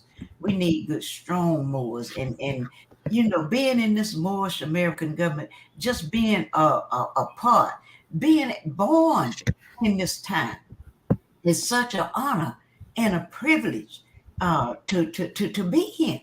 Because, like I said, he said, many are called, but few are chosen. Will you be one of the chosen ones that he choose? And will you be one of the chosen ones? And I heard you talk about how we have to study ourselves in order for us to lead somebody else. You got to be able to lead yourself and have dominion over your lower self. You can't lead someone somewhere and you're not able to govern your own self, your own passions, your own emotions, your own flesh and lower self. You know, this is a grand class, God, man. I was sitting back and I had I couldn't get in there quick enough. Had a little run around, but I was listening, and this such is a powerful class because you know, the time is winding up, family. It's like God, man, saying our chairman always used to tell us about them the concentration camps and them freight cars that they have. Time is winding up, and I challenge each and every one of you, come on home to your Moorish American government. This is a government, not an organization, and this is a divine movement of the great God Allah, and you gonna get the truth here. You ain't got to worry about nobody trying to take advantage of you and taking have you paying for things that were freely given for your growth. And I'm just enjoying this class, Dr. Shaheed. Gratitude for letting me share, because I know our Moorish kid is anxious and biting at the bit. So, but that's my measure. Great class. Islam, peace and love. Islam and gratitude. Peace and love, goddess and queen, for that grand drawing. Praise be to Allah. Islamism without the schism. All right. Islam, Brother Justice.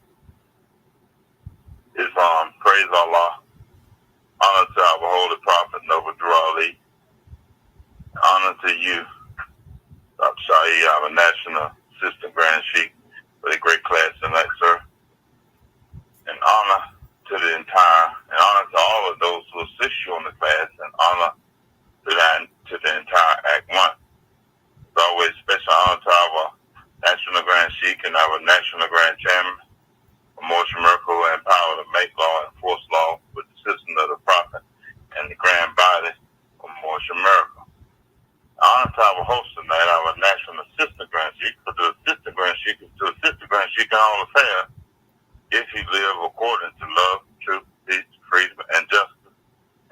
known before the citizen of Moorish America. Well, so the prophet did say, I brought you everything it takes to save a nation. I take him to save thyself. And he said, if I can get you to thinking, you'll save yourself. And, so just to give a little short portion of understanding, I would listen to the class and what would come across my mind, we just continue to be faithful because, so many of us have called on Allah, but we know that if we're not sincere about these holy and divine laws and doing the work and being faithful about it, that it doesn't matter. We can call all we want, but we still have to be doing the work and we have to be faithful about it and, continue to learn to love instead of hate. But I will hold the prophets over Ali out front because he brought us everything. And, when I was listening at the class and I couldn't help but to recall the times that I went through pleading with my family members and friends and associates that I knew, what I thought was friends, people that would listen to me. And, I learned that all you can do is just give it to the brothers and sisters, drop it and keep it moving. And the night class also, just really carried me through some of the past here in the Moorish government. That's my responsibility to, to continue to get these laws and lessons to aid and assist as many of our brothers and sisters as we can. And knowing, the main thing, knowing who made you, Allah, the great God of the universe.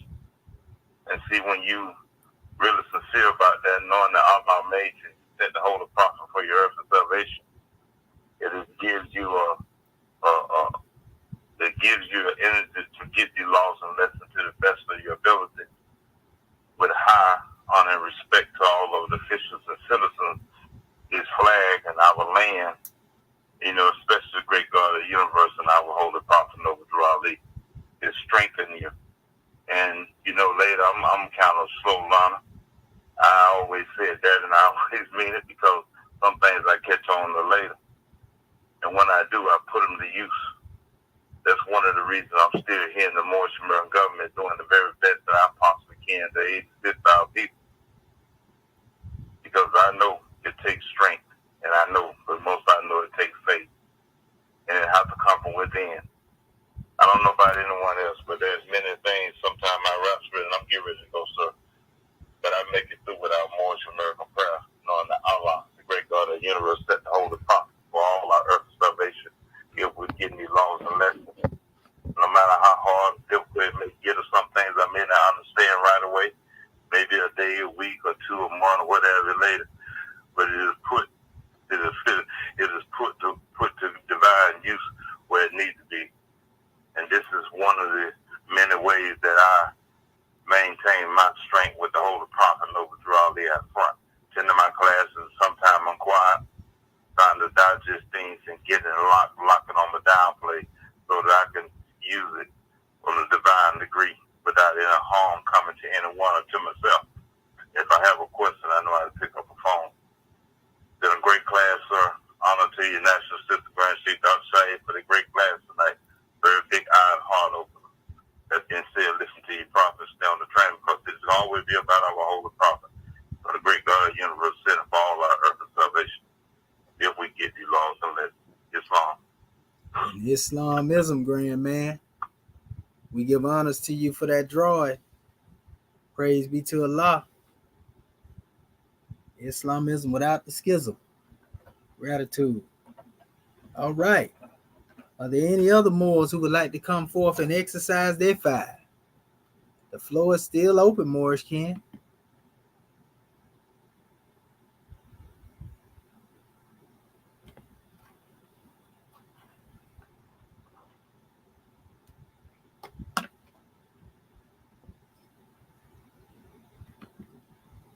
We got plenty of room in here for the more that want to express themselves and give our people a drawing.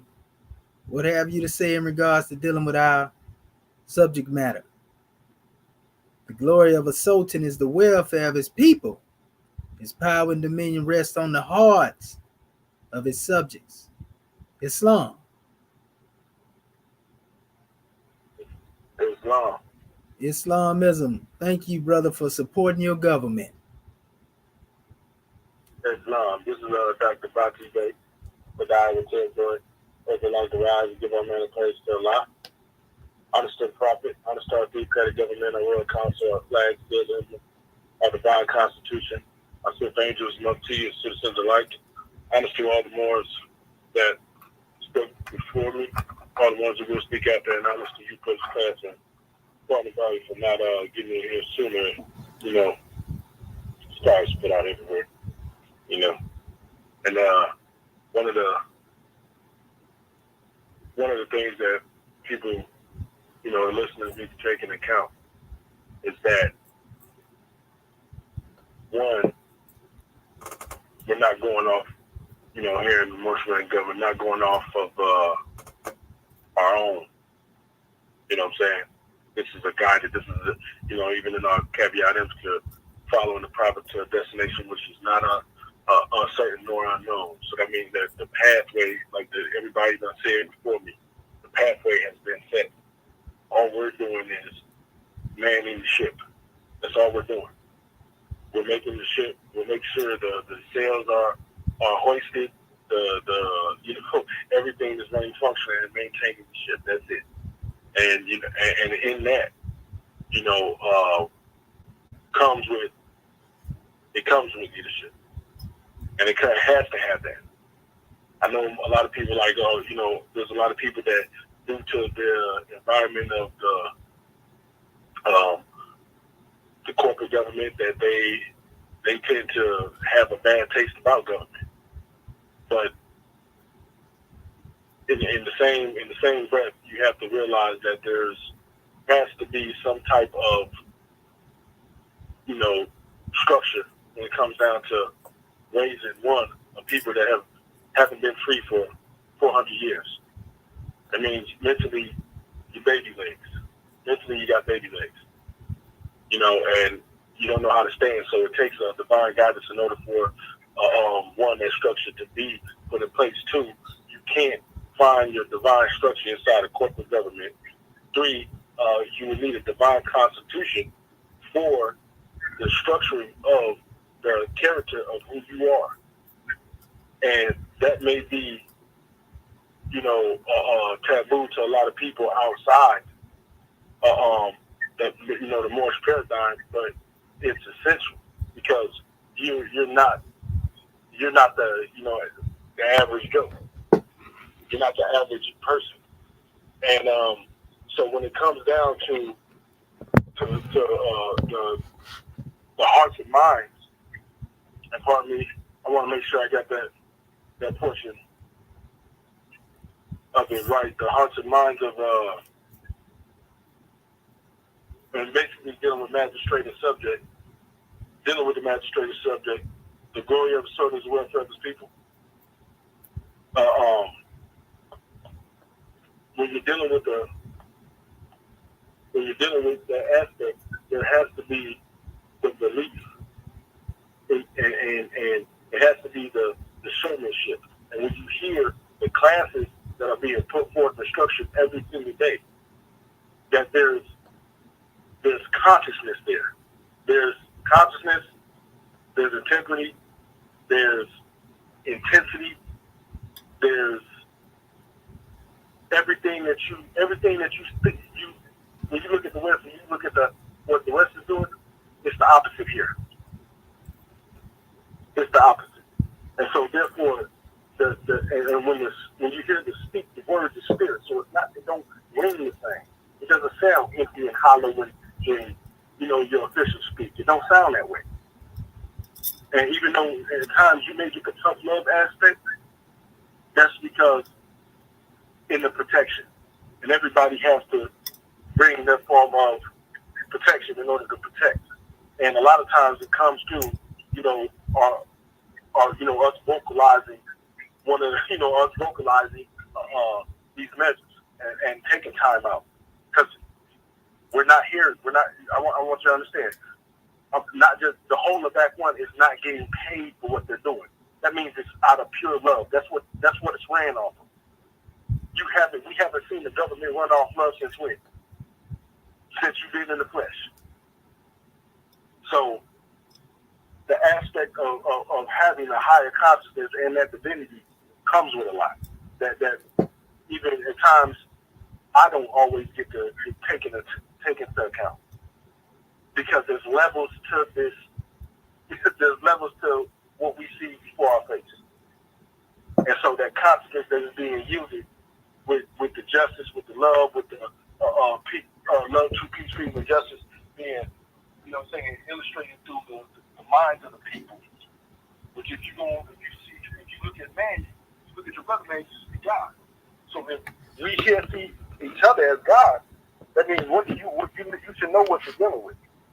Ain't nobody trying to sell you in no slavery. Ain't nobody trying to swindle you out of nothing.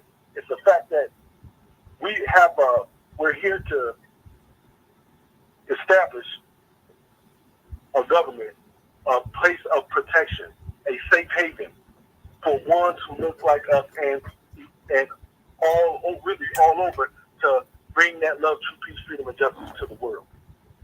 The world is in dire need of it. Everything else that we see before is crumbling. The only thing that is going to last, the only thing that is going to stand, the only thing that will never fall, the only thing that will never break, bend, fold, or prostrate is love, truth, peace, freedom, and justice. That's the only thing we got. I'm not trying to tell you nothing, because I ain't got nothing to tell you. I'm telling you what I'm experiencing. And people that go tirelessly and put forth this immense amount of effort, and people can just blow it off like it's nothing. That's crazy to me. That means you don't even care about your own well-being. And so with that, I leave it. I come in peace, people, love, family. Love you all. Islam, Brother Bati Bey. Didn't the prophet say, he say that Moors, must basically be on the manifest, when it come to all uplifting acts. So, yeah, we give honors to you, grand man. All right. Is there any other Moor who would like to come forward? Islam. Okay, Islam. How you doing, Michael? I'm just as Moorish as ever. How about yourself? I feel you, man. I'm glad to be home. This is Sean Washington, M.O.T.U.B. Bay from the Michigan Territories.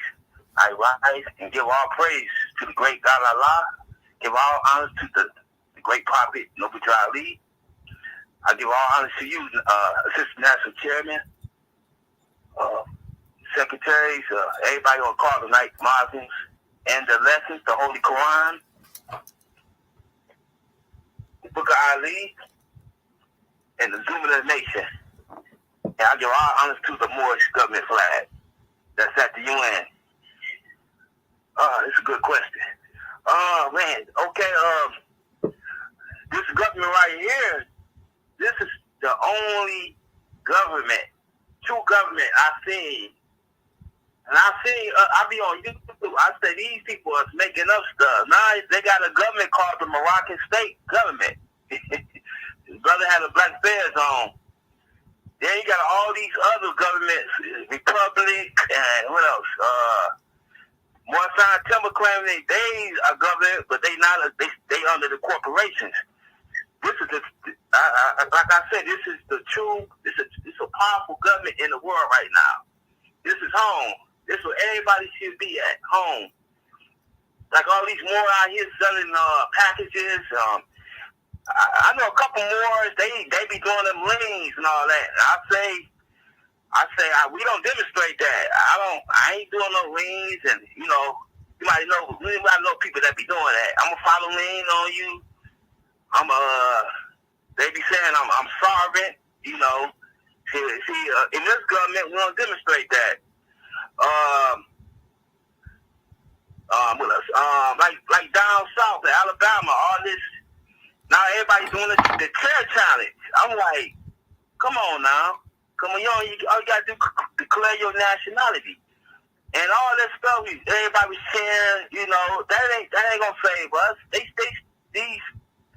These policy forces, they still killing the so-called black Moors.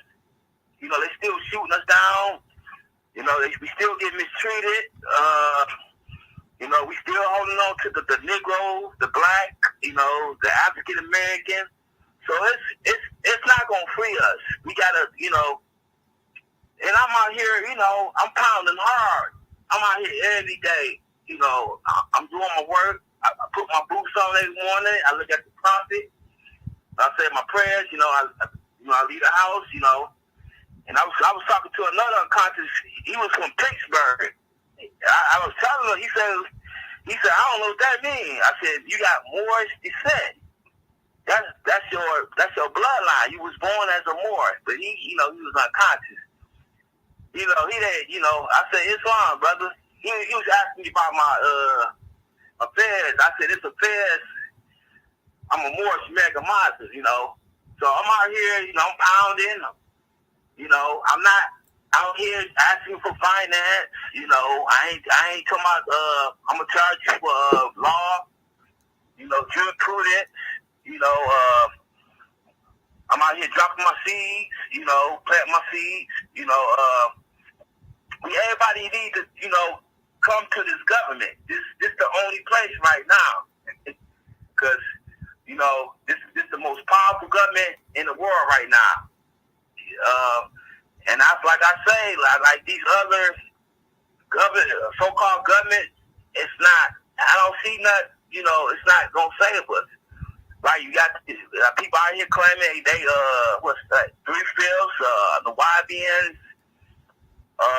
Even more side temple keep talking about their government, and like you were saying, y'all under organization. You still under the United States. You still gotta ask them for a handout. You gotta go there for like paperwork. You gotta go to their courts and all that. You got a lot of Moors. The Moors don't know jurisprudence of law. They still getting caught up in them courts. And a lot of Moors they be going to California, all the way out there. You know what I'm saying? Then they gonna get caught up out there in California. So Islam, peace and love. Yep. Islam. That's right, brother. Islam, goddess and queen. Islam. Islamism. Sister Nefertiti. Islam, Sister Nefertiti, Cambridge, Virginia. First I rise, give all praises to Allah, and give an honor to our holy prophet, give an honor to our Moorish American nation, and give an honor to our divine constitution and bylaws, give an honor to our flag, our seal, our emblems, and give an honor to all citizens of Moorish America. Give an honor to all divine ministers of Moorish America, and give an honor to all muftis of Moorish America. I want to give honor to each and every one of you, give an honor to the question, give an honor to the teacher, give an honor to all those who have spoken before me, and all those who will speak after me. And give an honor where honor is due. Islam, the glory of a sultan is the welfare of his people. His power and dominion rest on the heart of his subjects.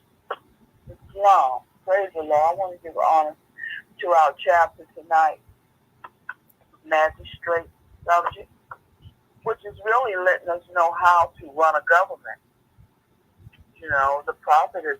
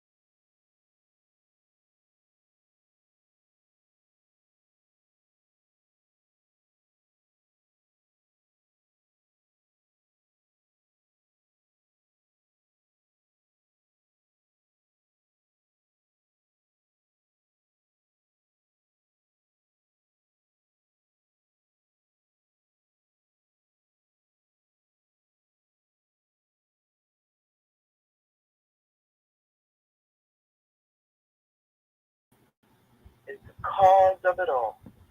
I give praises to Allah for this class, because it is surely needed. We just blessed. You don't even know it. Count your blessings more.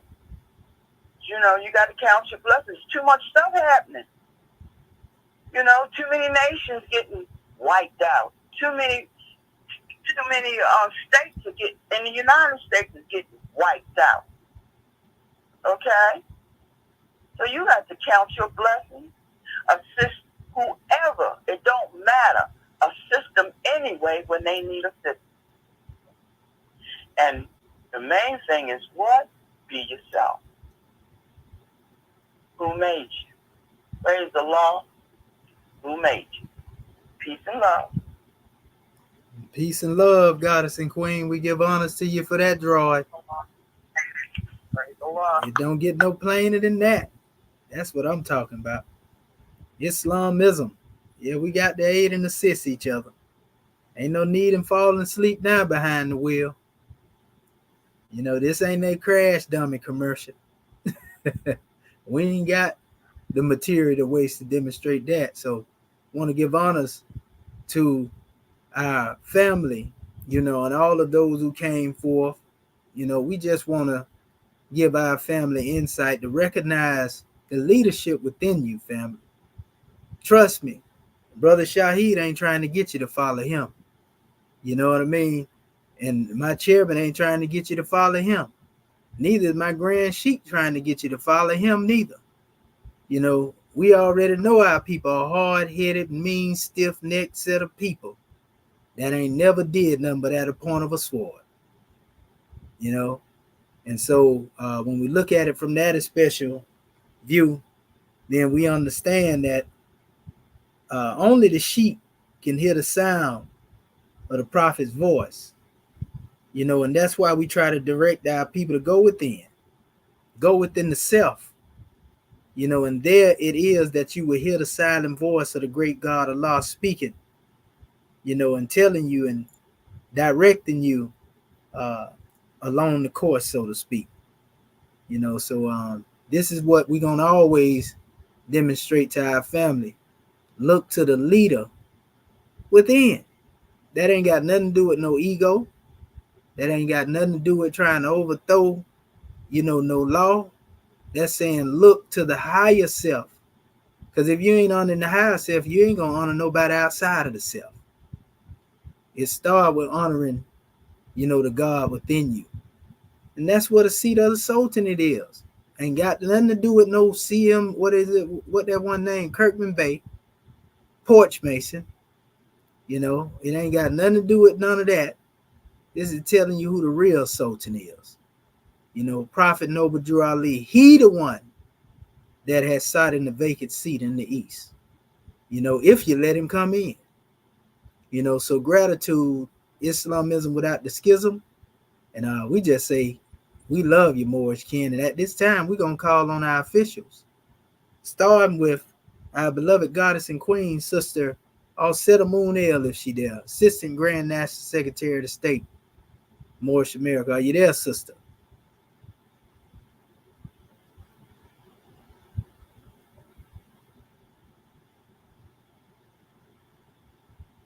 All right. Well, let us move on. All right. What about our Grand National Mufti, Dr. Khonshu Mark Heru Bey of the Royal Council? Islam, you there? All right. Islam, Grand Man. We already know you on the post. Scimitar blazing. Islam, gratitude, Grand Wolf calls forth. We rise, first and foremost, giving all thanksgiving, adoration, worship, and praise to our Father God Allah, great God of the universe, the most beneficent and the most wise. We give the highest honor that we can give to his prophet. Our prophet, the last prophet in these days and in these times, Prophet Noble Drew Ali, El-Haj Sheikh Sharif Abdul Ali, the savior of humanity. We give honor to his forerunner, Marcus Mosiah Garvey, and we give honor to his government. Our government, the Moorish American government, the government in which we live, according to Act 6, we give honor to the officials of this said government, our divine ministers and swift angels, our mufti, our royal council, our secretaries. We give honor to our citizens, the Moorish Americans. We give honor to our flag, our divine constitution and bylaws, our Holy Quran, our Grand National Seal and Grand National Emblem, our Book of Fire, the Exhument of a Nation. We give honor to everything that is Moorish. We give a special high honor to you, National Sister Grand Sheikh, Dr. Shadu Amenti Shepshu, for bringing forth the Grand Moorish perspective.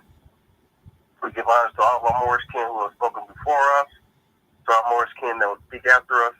We give honor to you, angels. We continue to give the honors where they're due and honor all true and divine prophets. And yes, we give honors to our ancestors as they have come before us, leading the way. And we are them today without doubt or contradiction, because no one has the power to change man from his distinct nature. Praise Allah for that. And it's been a grand class and grand subject matter, problem, and we definitely have to think about, as the master or as the magistrate dealing with the subject that, yes, what we do and how we are presented in the hearts and minds of our people is very important as leaders of our people. That, the lessons from these wise ones got to be put into consideration when we're making our moves and when we're doing what we're doing to uplift our people. And that it's always necessary to remember that we are a family that is unified, that, ones have a saying, if the family don't eat, they put you on the menu. And that's understanding for any leader, when you try to heat up things unto yourself or be greedy or don't consider the people whose backs that you are being uplifted from, the foundation on which you stand upon, from the work and support from the many people who are behind the scenes that don't get the recognition because they are very important. It's like one thing I always loved about with Dick Gregory, he would give his speeches, he was like, we give honor to those people who got to push the chairs in, put up the tables, and unbeknown to us, when we leave the meeting, still got to be here and still do the work. After the majority of people have got the message, that there's one still putting in work to make things happen. And so that's part of considering how one is endeared in the hearts and minds of the subject, and why they give you the sovereign power in the first place. Their sovereign power in the first place, because of their faith in your just actions as the magistrate. Your just actions is someone who understands the intricate play between master and servant, that there's can't have one without the other. They work hand in hand. You can't be a magistrate over people unless people give you the sovereign power to rule over them. And so, without the subjects, you can't be magistrate, and that has to be considered by any ruler, and it's been put in all great books of wisdom that deal with rulership, whether it be I Ching, whether it be Arts of War,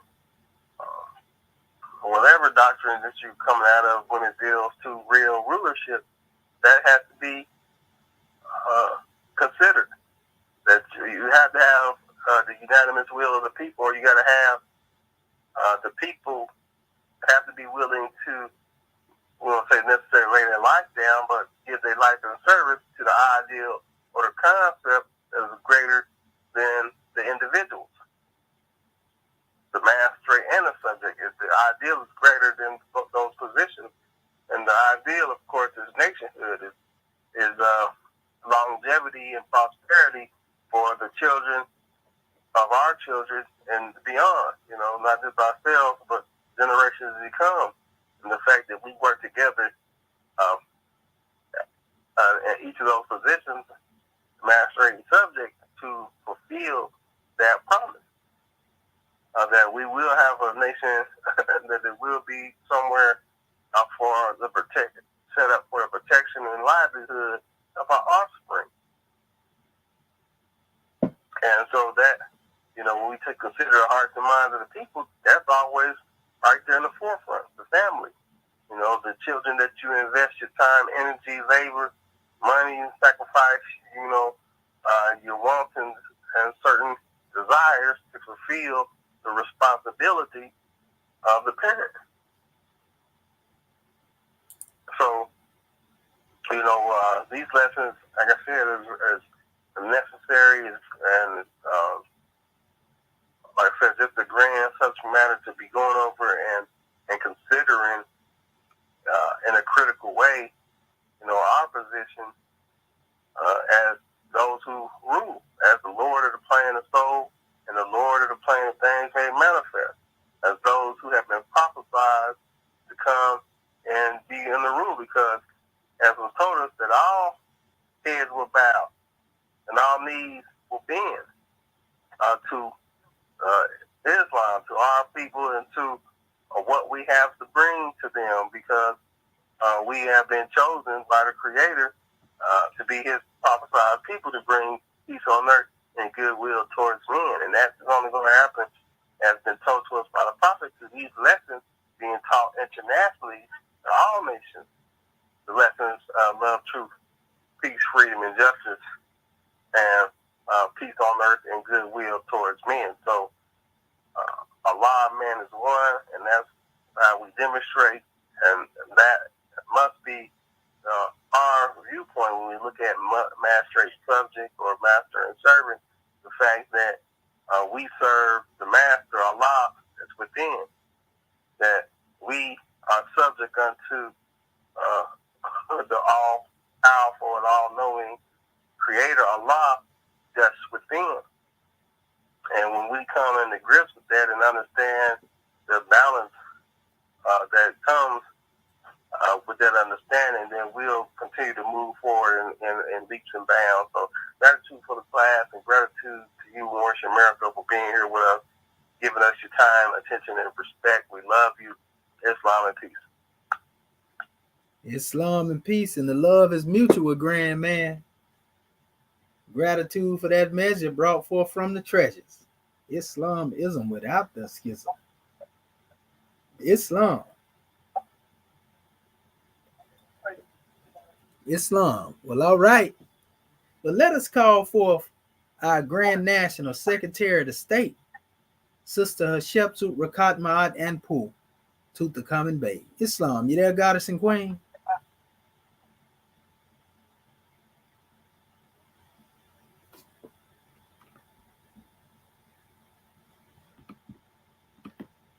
If you're speaking, I can't hear you, Grand National Secretary of the State.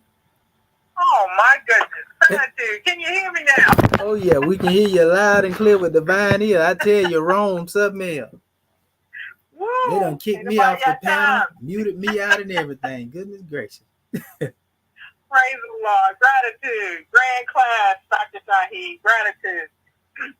Islam Morishkin, first of all, I want to rise, giving all praises to our Father God Allah, giving honor to our Prophet, Noble Drew Ali, the last prophet in these days and times, giving honor to our Moorish American government, all of our officials, staff, with angels, muftis, divine ministers, most especially our Moorish kin. Giving honor to all those Moors that spoke before me, all those Moors that will speak after me. Giving a special honor to our National Assistant Grand Sheikh of Moorish America, Dr. Shadwa Menti El Mohedjik Jepsuel, for opening our meeting according to law. This grand class, a Moorish perspective class this evening. Giving honor to our National Grand Secretary, State of South Carolina, Dr. Dendra Nia Kurtubay, for taking registration and reading our subject chapter for the week. Our subject matter, coming from Ayah 3 of our chapter on Magistrate and Subject, the glory of a sultan is the welfare of his people. his power and dominion rest on the hearts of his subjects. And giving honor to our family online, giving honor to Moors on the panel, and to all of our Moorish kin that brought forth their special measures. This class had so many keys in it. And again, much gratitude and honor to you, and also honor to Act 1, to our theocratic government. Just looking at it from the aspect of that master word of Sultan, and also dealing with the God within ourselves, we recognize the fact that this is a new era of time, also recognizing the fact that we can't continue doing the same things and expect to get different results. So the prophet stated that those that were with him 2,000 years ago are with him today, and those that were against him 2,000 years ago are against him today. With that being said, we deal here in our Moorish American government, we're not trying to make anybody do anything. We're not trying to have blind followers, just do what I say, et cetera, because we've seen the devastation when one does those degrees without having utilized their thinking, reasoning, understanding, willing, and remembering. You've got to study your own self. And this is what our prophet encourages us to teach our people, their nationality and their divine creed. We've got to be able to put the research in. And too often, we allow ourselves as a people to get taken off the wayside. We have been here in the West accustomed to whatever Rome says out their mouth, and this is the way that one should go. But nothing could be further from the truth. And why would one want to continue following after something that does not have your best interest at heart? So I know I am truly blessed to know my Creator, know that my Creator and I are one, recognize the fact that I am striving, building that temple of perfected man, or dealing with character building. Recognize that in order for me to activate the God powers that I have naturally within myself, I've got to keep it above the neck. In essence, I can't allow self to have dirty thoughts, thinking that I can demonstrate God powers from dirtiness within my own mindset. So, of course, we're going to stumble along the way, but see, we have to have a vision. The prophet brought us that special vision. You've got to, in order to comprehend it, be able to raise and elevate your thoughts so that you can see exactly what it is that the prophet spoke about. And he didn't leave a stone unturned. He also said that he's taken all excuses away. So it's time for us to step up and take our place in the affairs of men. The whole world is waiting for the Moors to step up and take their place in the affairs of men. And the thing about it is, when the question is asked, how come ain't nothing being done? Well, what eyes are you looking at it from? And if you continue dealing with something from a carnal or manifest perspective or a finite mindset, then you can't see anything that's on an infinite level. If you don't see yourself as being a spirit and a part of the great God Allah, then you're going to walk around thinking that anything outside of the self can take you off. Somebody said something I didn't like, or I can't stand this one or that one, and these are things that keep us from dealing with the oneness of thought. In our unity is our strength, okay? So when you recognize that everything has been done to keep us buried and asleep as a people in that shallow grave, following whatever wind goes by, yeah, it's okay to fall in your passion. It's okay to get angry. It's okay to do this and that. These are things that lead to your own demise. So this is why we have to return back to our forefathers' way of thinking. We have to demonstrate the degree of self-mastery. Everything came through Kemet, and we have other nations that have taken it upon themselves to do the remix so you can't trace yourself back, but you cannot bury or banish truth. Your Creator is truth. So he states that this is a new era of time now, and when we look at the fact that we don't have any more room for play, the thing is, it's not about the self itself. What's in it for me? Because that's how it is here in the West.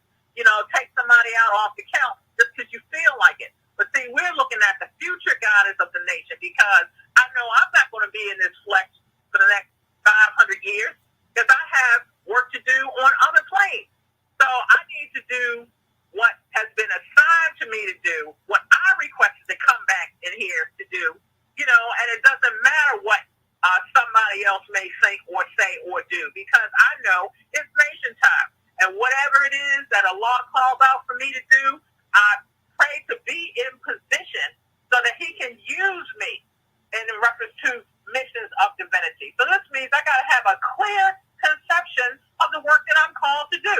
If I'm constantly getting taken off by he did this or somebody said that, people bringing you a platter of manure when you know it's of no benefit, but you want to eat it anyway. Go along and get along.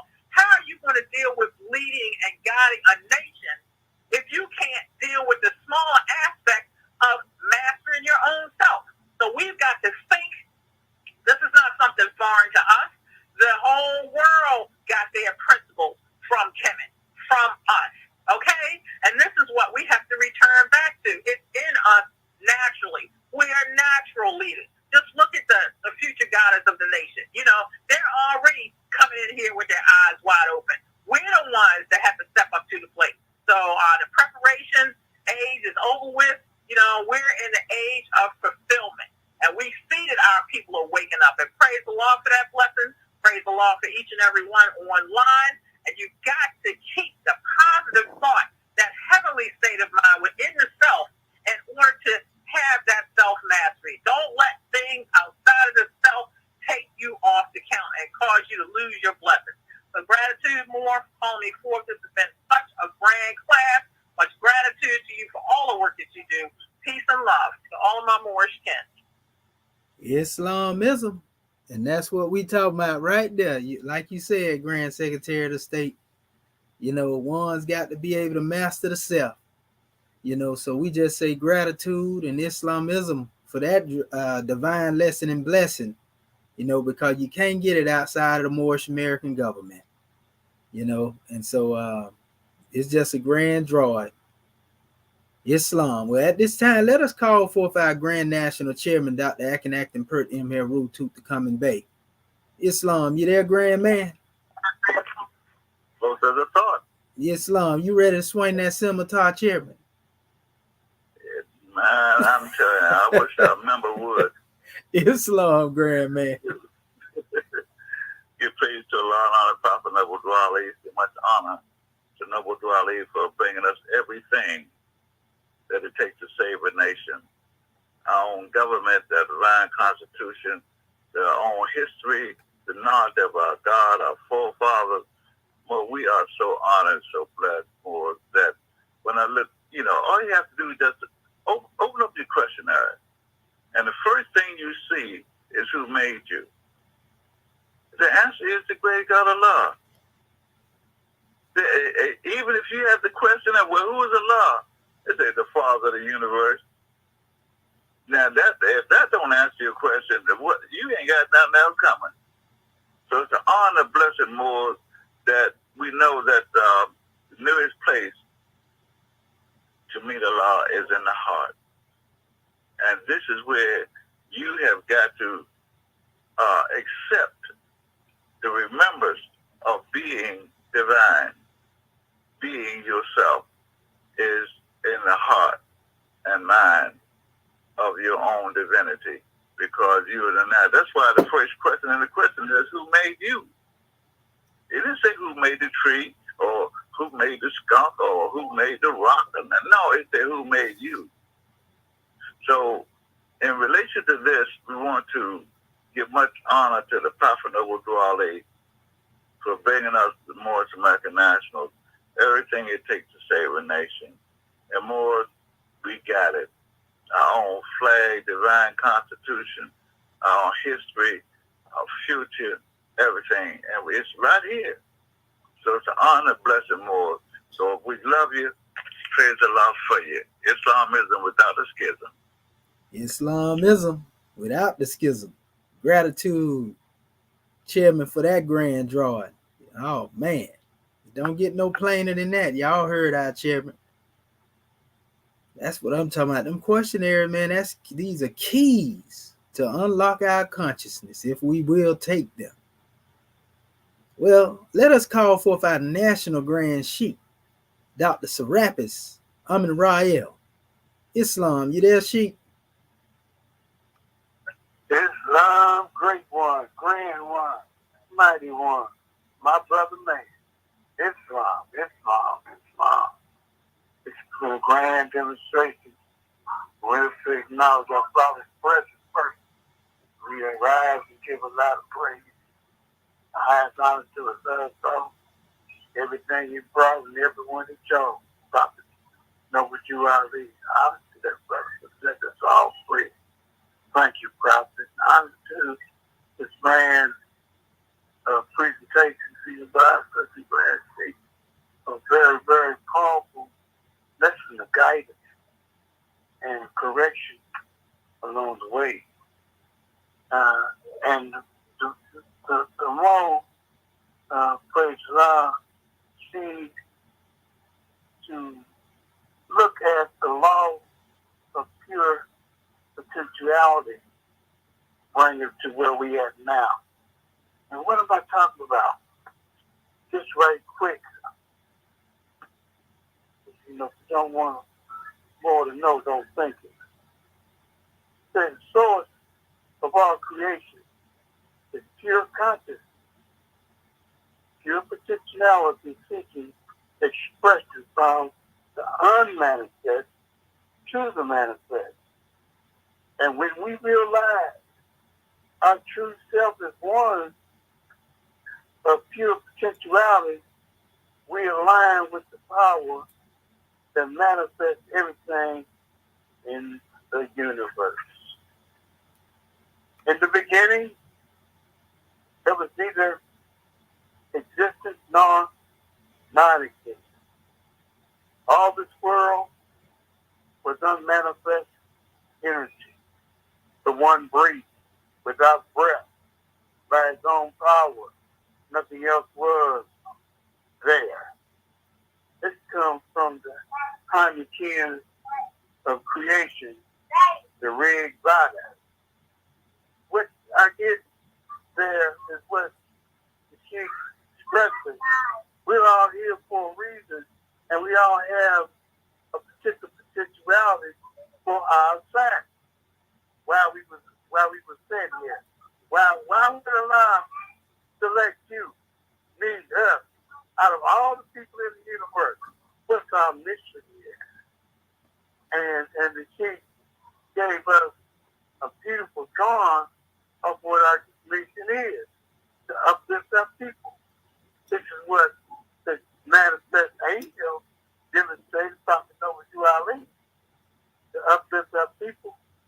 And what the whole concept of uplifting people is to study itself, which ties us back to the original premise, what we call the potentiality, the law of potentiality.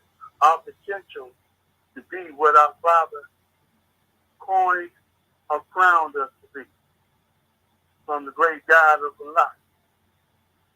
We are the ancient Moabite nation, and we had to carry ourselves in a certain way to bring things back in order, universal order, our prophets, our ancestors, our forefathers' way. And this is where we had all that as roads of return. And I just think that we need to stop looking at each other as if we're on contest. We don't have time for that. Everybody was sitting here for a reason. You know yourself, deep in your heart, what we were sitting here for.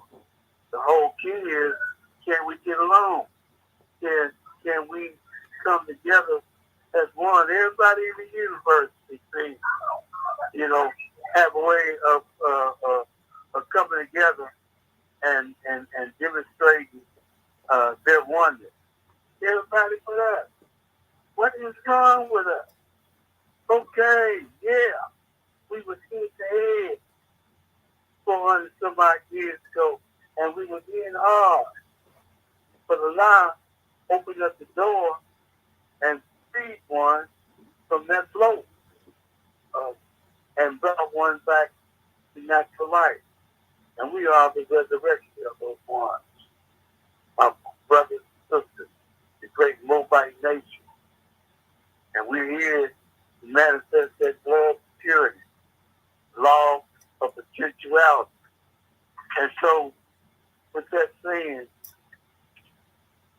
I look at it like we have an opportunity to speak to the brothers and sisters at this particular time about our mission, what we're here for. Sister Grand Street, Grand Mufti, other officials of our government, on a day-to-day basis. You know, our minister, who is one of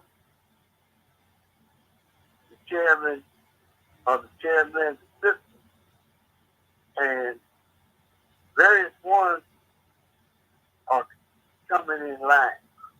And that's what we need. We need to come in line. And this is what I believe my chief was saying this evening. We're talking about bringing ourselves back in tune with our Father God Allah and what we're here for. So let's have a meeting in the very near future on what we're here for as people. Islam, we pray that Allah give us the perpetual love of this guidance. And we know that they're going to speak to us, and we know that we that spirit from the everlasting of the past until the never-ending days to come. So we that spirit from the everlasting of the past, and we demonstrate what our ancestors demonstrated. Am I right or wrong?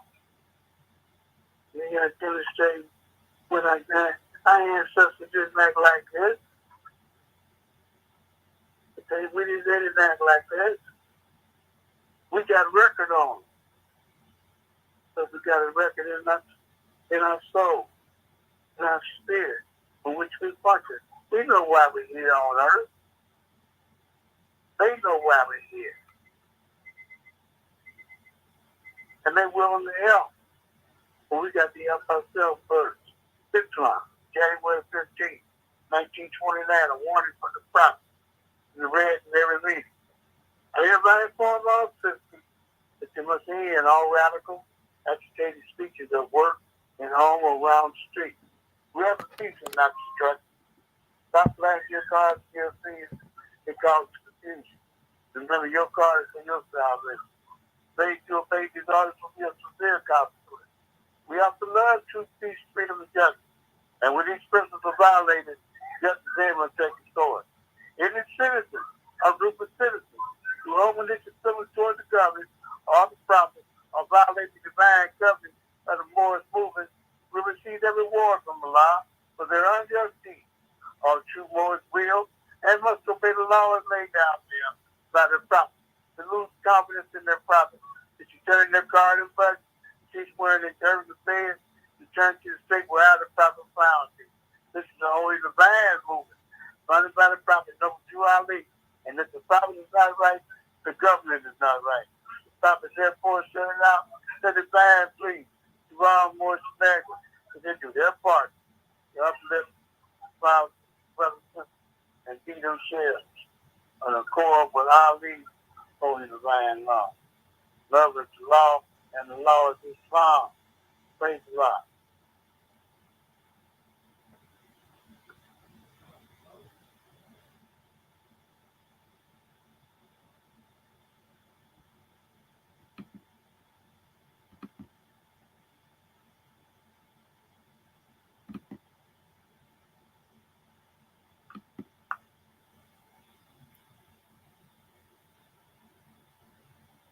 Islam, peace and love, family, beautiful message, beautiful demonstrations. Love you all. Islam Ism. Islam. I don't know if our sheep Glad. went out, but I think his mic dropped. Can you hear me, Grandman? Yeah, we can hear you now, sheep. Thank you. My phone's trying to die out on me, and I'm not in a place where I can speak to the boys gently. But what we do, we want to let our sheep know we appreciate the lessons he set down. The one got that fire, holy nickel in him now. We understand what holy nickel is. And he's standing by the gate of eternity throughout the blessing of our ancestors, the mighty and great one. So that's why we hold ourselves true to what we're working with, and we need to love each other more than hate. If you're looking at the aspect of what we got to do, just think about what we were sent to this earth for. You know it's the deep of your heart, but you were sent here for. You just didn't know what the mission was. Now that you know what the mission is, then it's time for us to what they call combine that love. Share that love with each other. And bring our forefathers' love in their hearts back to life. So through that time, coming to us, to give us what we call it the benefactors. So this is the time, and we appreciate more giving us their undue attention and drawing off our holy prophets and what we're doing here as a government and the blessings that we receive out of the various wars at the various states throughout the government and allow continue to bless and praise these particular ones. It's just the head officials, our sister Grand Chief, as well as the Grand Buffalo, Grand National Secretary, Grand National Secretary of State, to give honest to one who I work 7 days a week. Grand Secretary, we said that. But we just give them one they props. They earn it, you know. Demonstrate the kind of stuff what I'm talking about that you showed up on us. We can't do no more the stuff. Most American, Muslim, Islam. January 15, 1929. Warning from the prophets. Everybody from all senses is must hear all radical agitation speeches while they work in the homes or on the streets. We are for peace and not destruction. Stop casting your cards to your kids because of confusion. Remember, your cards for your salvation. Say that you obey these orders will be a severe consequence. We are for love, truth, peace, freedom, and justice. And when these structures are violated, justice will take its course. Any citizen or group of citizens who overly still short of government or the top of violating the divine covenant as more is moving, will receive their reward for their unjustice. All true laws will and must obey the law is laid down to them by the prophets. They lose confidence in their prophets. They should turn in their guard and presence. She's one of the terms of bed and return to the state where the prophet found. This is a holy divine movement founded by the prophet to the will of Allah to redeem his people from their sinful ways. By all the prophets, no, you are this divine warning is your supreme power from the prophet. I'm done. Islam, let's fight it. Stand down, sir. I'm going to bring peace to the farm.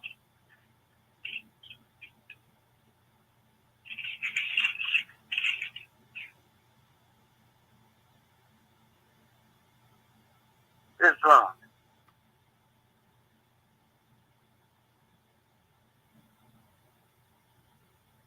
Is the Bucksy online? Islam, we hear you, Sheik. Islam. Well, we want to bring it to a close, but not a close, but a point. And that point is us and our love to each other. Bring that love to each other on the manifest. That's like moving inside of the one. Even though we might be 701, we move as one. And this is what's been set out by officials here in your government. And we need to examine these things that have been written for our earthly and divine salvation. Islam, peace, love, and law to you all. And you love to each other. Islam. Peace, Mo. Islam. We give honors to you, Sheik. To my family. Islam. 60 million plus. Islam. Grand class, Grand National System, Sheik. Grand class Islam. family. Islam. Great class, National System, Grand Sheik. Love all you.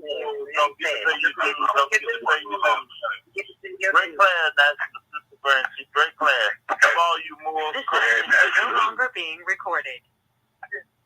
Islam, Moors, we want to give honors to you, and we say gratitude. And our sheik is in a tight spot, so I'm gonna close out with the Holy Covenant of the Asiatic Nation family. He was trying to get to it, but he had some people in his background. So, just give us 1 second here, and we just give honors to you, Moors, and say gratitude for all it is that y'all do, and most definitely keep the prophet out front, because it don't get no better than the prophet, Moors. Islam, Islamism. Chapter 25, a holy covenant of the Asiatic nation. Yea, the children of one father provided for by his care, and the breasts of one mother have given you suck. Let the bonds of affection therefore unite thee with thy brothers, that peace and happiness may dwell in thy father's house. And when ye separate in the world, remember the relation that bindeth you to love and unity, and prefer not a stranger before thy own blood. If thy brother is in adversity, assist him. If thy sister is in trouble, forsake her not. So shall the fortunes of thy father contribute to the support of his whole race, and his care be continued to you all in your love to each other. Islamism, Moors, we love you. Go in peace. Love your family. National System, Grand Sheik, with the Grand Class. Grand Class. Great class, National System, Grand Sheik. Love your family. Islam, the love is mutual, Moors. The love is mutual. You got everything. The prophet brought you everything. And he up there still ruling from the plane of soul. Praise Allah. Everything. Goodness gracious, we love you. Leave nothing out. See you in Sunday school. That's where the guys and the guiders of the nation arrive from. Uh-oh. Peace and love, boy. No way, talk clean to me. Oh, that's the only way. Islam. Peace and love. All right, family. I want to give honor to our family out there who tuned in. We're going to keep bringing this truth, because that's our job. I want to give honors to all of our family that showed up. Again, honors to our brother Noble Bryan, Jeff Billingsley, Charles Warrior, Ronnie Dwight, Lady Spade, Marquise the Cushite, Noble Bryan. Yeah, we give honors to your Facebook user, all of y'all. And until the next time, we say gratitude is the attitude. We love you, family. We trying to teach our people to look to that Sultan which is within. Yeah, that's the God power, God mind. So peace and love, family. We love you.